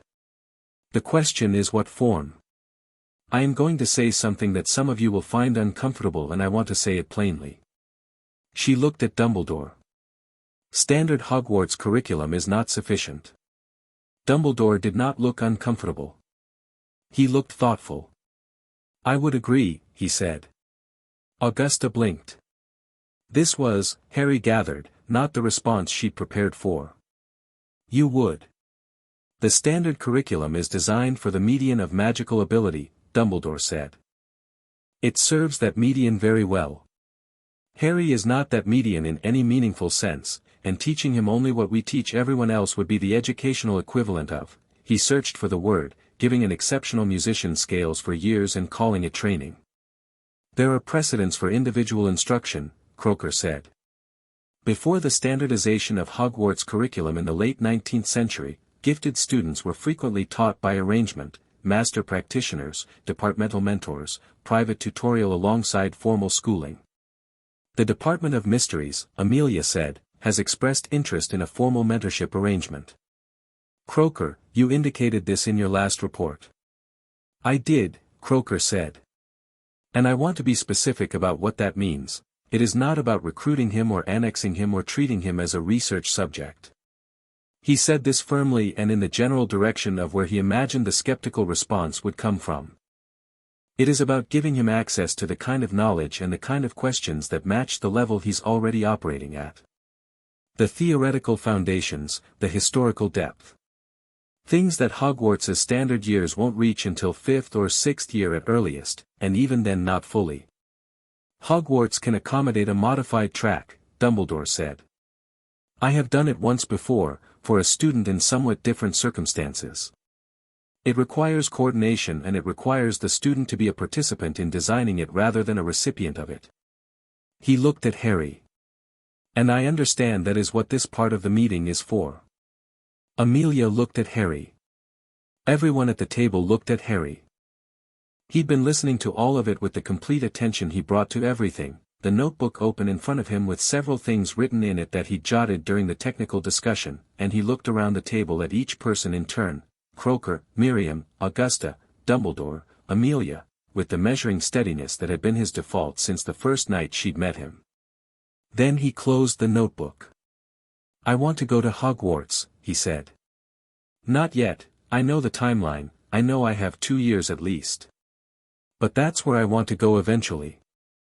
I want to be in the same place as other magical children. I want the parts of it that are normal, even if other parts can't be. He paused. My mother was there. My father was there. I want to know what they knew. Dumbledore nodded once. I want to work with Croker, Harry continued. Not instead of normal education, alongside it. The conversations we've been having in the margins of the books are some of the best thinking I've done, and I want more of that. He glanced at Croaker. We haven't resolved Chapter 7. We have not, Croaker agreed. I want Miriam to keep being involved, Harry said. Not as a healer specifically, that part is finished. But she was the first person who came into the cupboard and told me the truth before anyone else did. I'd like that to continue. He looked at Miriam directly. Is that something you'd want? Miriam looked at him for a moment. Yes, she said, in the careful steady voice she used for things she meant completely. I want to know about my parents, Harry said, and now he was looking at Dumbledore. Not everything at once. I know there are things you think I'm not ready for. Maybe you're right about some of them. He held the old wizard's gaze. But you're the person who knew them best. I want the stories. The specific ones. Not the significant ones necessarily, I want the ordinary ones. What my father laughed at. What my mother couldn't stop thinking about. The real things. Something happened in Dumbledore's face that was not entirely controlled and was entirely genuine. I can give you those, he said. I would very much like to give you those. Good, Harry said. He looked at Augusta. Mrs. Longbottom. You said your grandson has unusual magical manifestations. He does, she said. I'd like to meet him, Harry said. Not for any specific reason. He just sounds like someone worth knowing. Augusta looked at him with the sharp assessing eyes that had been evaluating people for 60 years. He's sensitive, she said. He doesn't handle people who are loud about how remarkable they are. I'm not loud about anything, Harry said. A pause. No, Augusta said. I suppose you aren't. She set down her teacup. I'll arrange it. Harry looked at Amelia last. She was watching him with the expression he'd come to know, the one that wasn't her professional face or her guardian face but something that sat between them and was just hers, the particular quality of attention she gave him that felt, still, after 3 months, like something to be careful with because he wasn't entirely sure how to have it yet. I know what you're going to ask, Amelia said. Do you? He said. You're going to ask about Lucius Malfoy, she said. About the expanded investigation. About what comes next on that front. He looked at her steadily. Is that not a reasonable thing to ask? It's entirely reasonable, she said. The answer is that the investigation is active and moving and I have 2 full teams working it. The woman from the garden, her name is Electo Caro, was processed through Ministry Holding and has declined to cooperate with questioning, which tells us she has reason to believe she's more afraid of the people she works for than of us. Amelia's voice was level. That is information. We're working it. Voldemort, Harry said. The word landed in the kitchen the way it always landed in rooms, with the specific weight of a thing that most people still flinched from. Nobody at the table flinched, which Harry noted. There are signs, Amelia said carefully. Not of active presence. Of infrastructure. The kind of thing that requires either his direct direction or someone with equivalent ability and motivation organizing in his name. She looked at Harry. Dumbledore has been tracking this too. Yes, Dumbledore said. He said it with no qualification. I believe he is not gone. I believe his destruction in 1981 was not permanent in the way we hoped. What form his return might take or when it might occur, he paused, I do not know with certainty. But I am certain of the direction. Harry looked at Dumbledore. Is there something about me specifically that matters in that situation? The table was very quiet. There is, Dumbledore said. Are you going to tell me now? Dumbledore looked at him with the complexity of a man who had been making decisions about the management of this particular piece of information for 8 years and was reassessing all of them in real time. Not all of it, he said. There are elements that I need to be certain of before I say them aloud and risk them being wrong in ways that matter. He held Harry's gaze. But I will tell you this, you are not the instrument of someone else's strategy. Whatever role fate or prophecy or the nature of what happened in Godric's Hollow might suggest, you are a person, not a piece. I have been too slow to hold that distinction clearly and I intend to correct it. Harry looked at him for a long moment. When you're certain enough, Harry said, tell me. I will, Dumbledore said, and said it like a commitment rather than a courtesy. All right, Harry said. The meeting broke up across an hour. Croaker left with 3 specific tasks assigned and the Chapter 7 debate ongoing in his bag. Miriam squeezed Harry's shoulder briefly on her way out, which was her version of a warm goodbye and which Harry had learned to receive correctly. Augusta departed with a briskness that was its own kind of approval. She shook Harry's hand, which was not what he'd expected, and said, Tuesday fortnight, for Neville, before she was through the flu. Dumbledore was last. He paused at the kitchen door, the garden door, which he'd asked to use because he was going to walk rather than flew, and turned. Harry, he said. Harry looked up from his notebook where he'd been writing things down while they were still clear. Your mother's Patronus was a doe, Dumbledore said. It was entirely unprompted. He said it as a gift, clean and direct. Your father's was a stag. I thought you might like to know. Harry looked at him. Thank you, he said. Dumbledore walked out into the garden and through the lower gate and was gone. Harry looked at what he'd just been given, 2 animals, 2 people, a complimentary pair, and sat with it quietly until Amelia came back in from seeing the last guests off and found him looking at the garden through the window. All right, she said. Yes, he said. I want to learn the Patronus charm. She paused. That's a 6th-year charm. Exceptionally advanced. I know. I want to learn it. She looked at him. Then she looked at the garden and back at him. I'll ask Croaker if it's in any of the material he's putting together. He'll say yes, Harry said. You seem very confident about that. He never says no to interesting problems, Harry said. She made a sound that was not quite a laugh and was definitely in that direction. Go tell Susan lunch is ready. Heloise made the soup. He found Susan in the East Wing, which she'd commandeered for packing with the systematic energy of someone who had made lists of their lists. Her trunk was open, half-filled, with robes folded with more precision than anything else Harry had seen her fold. She had a list in one hand and a textbook in the other and was doing the math of fitting both into a finite space with the expression of someone who had encountered an interesting challenge. Lunch, he said. 2 minutes. She assessed a stack of books, moved 2 to the comes with me pile and 1 to the can stay pile, and sat on the edge of the trunk. How did it go? Well, he said. Dumbledore is going to tell me things about my parents. Croaker is staying involved. Augusta Longbottom is going to let me meet her grandson. Neville, Susan said, with the nod of someone who'd heard the name. He's in my year. He's kind. He accidentally grew a plant in the shape of a rabbit last spring and spent 3 days apologizing to it. Harry considered this. I like him already. I know. She looked at him with the directness that was entirely her own. And the other things. The bigger things. Harry leaned on the doorframe. Dumbledore thinks Voldemort isn't gone, he said. Amelia thinks the people from the garden are connected to someone organizing in his name.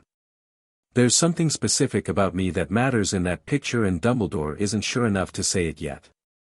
Susan processed this with the steady seriousness she brought to serious things.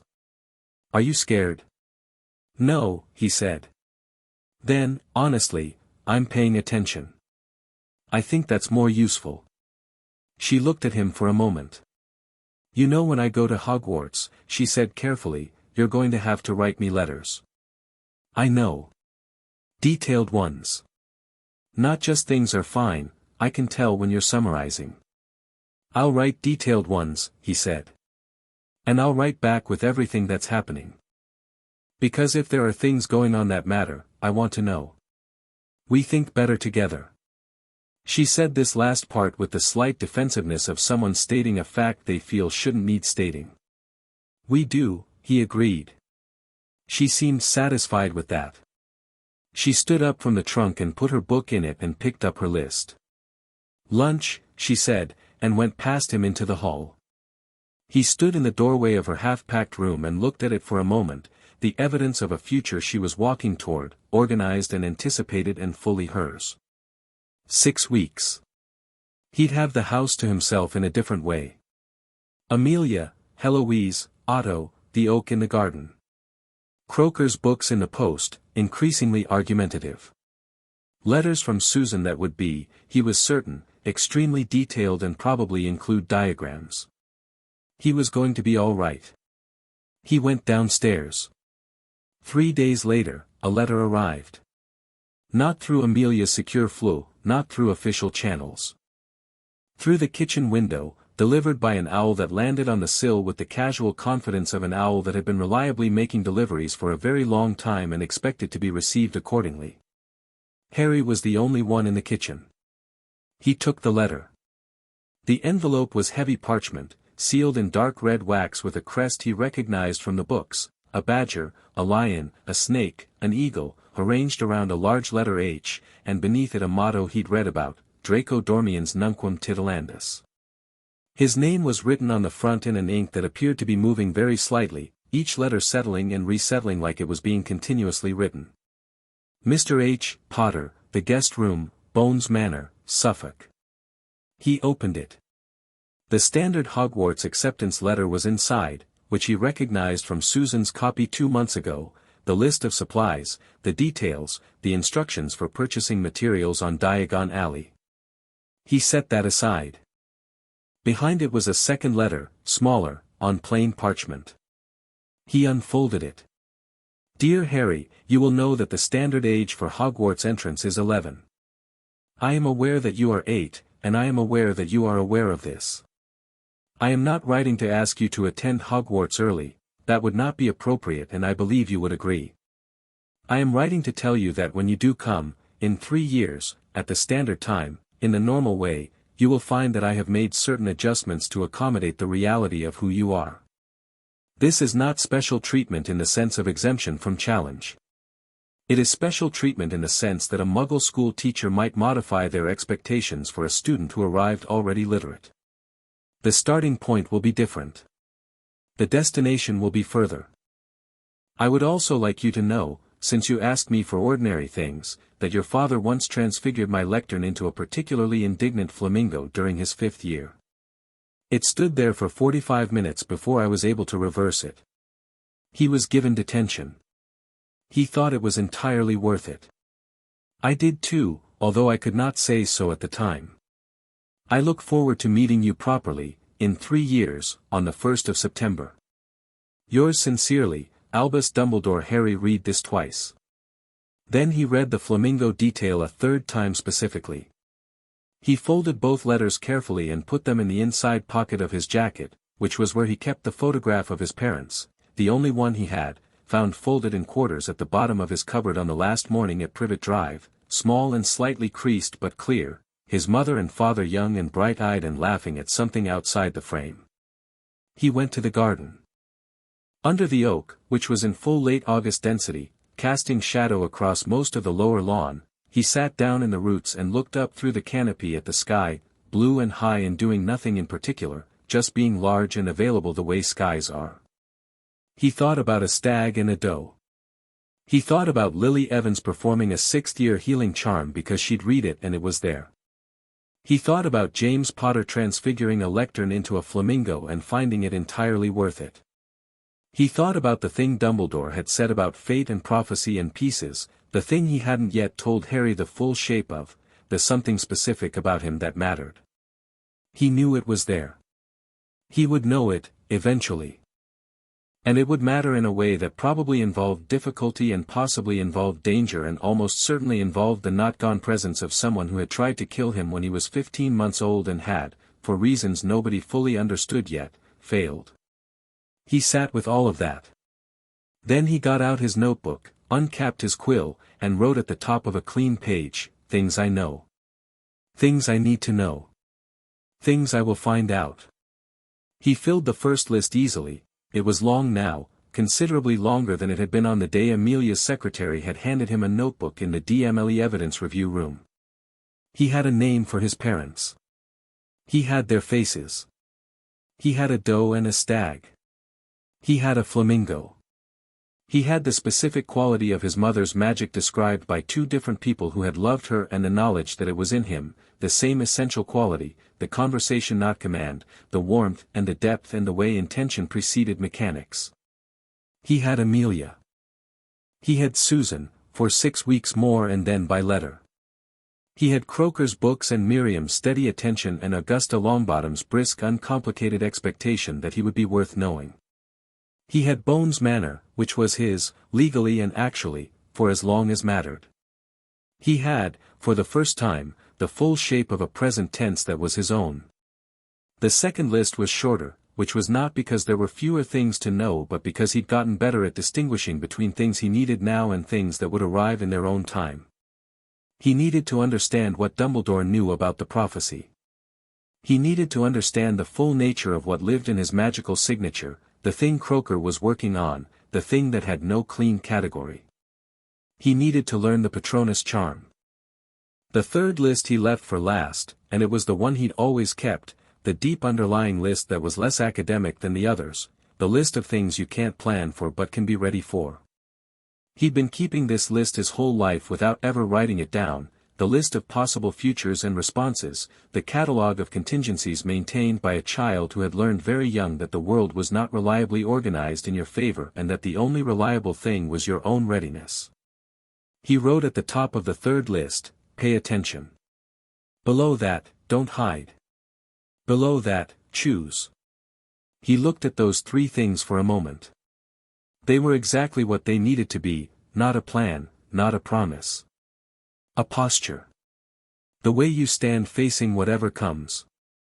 Otto appeared around the side of the yew hedge, having apparently tracked him by some method that remained the dog's own business, and settled himself against Harry's side with the warm solid weight of an animal that had decided this was where it was going to be, which was also, Harry thought, a kind of posture. He put his hand on Otto's back. The August afternoon did what August afternoons do, moved slowly, full of light and insect noise and the distant sound of Susan arguing with a tent from her room window that was apparently refusing to fold correctly.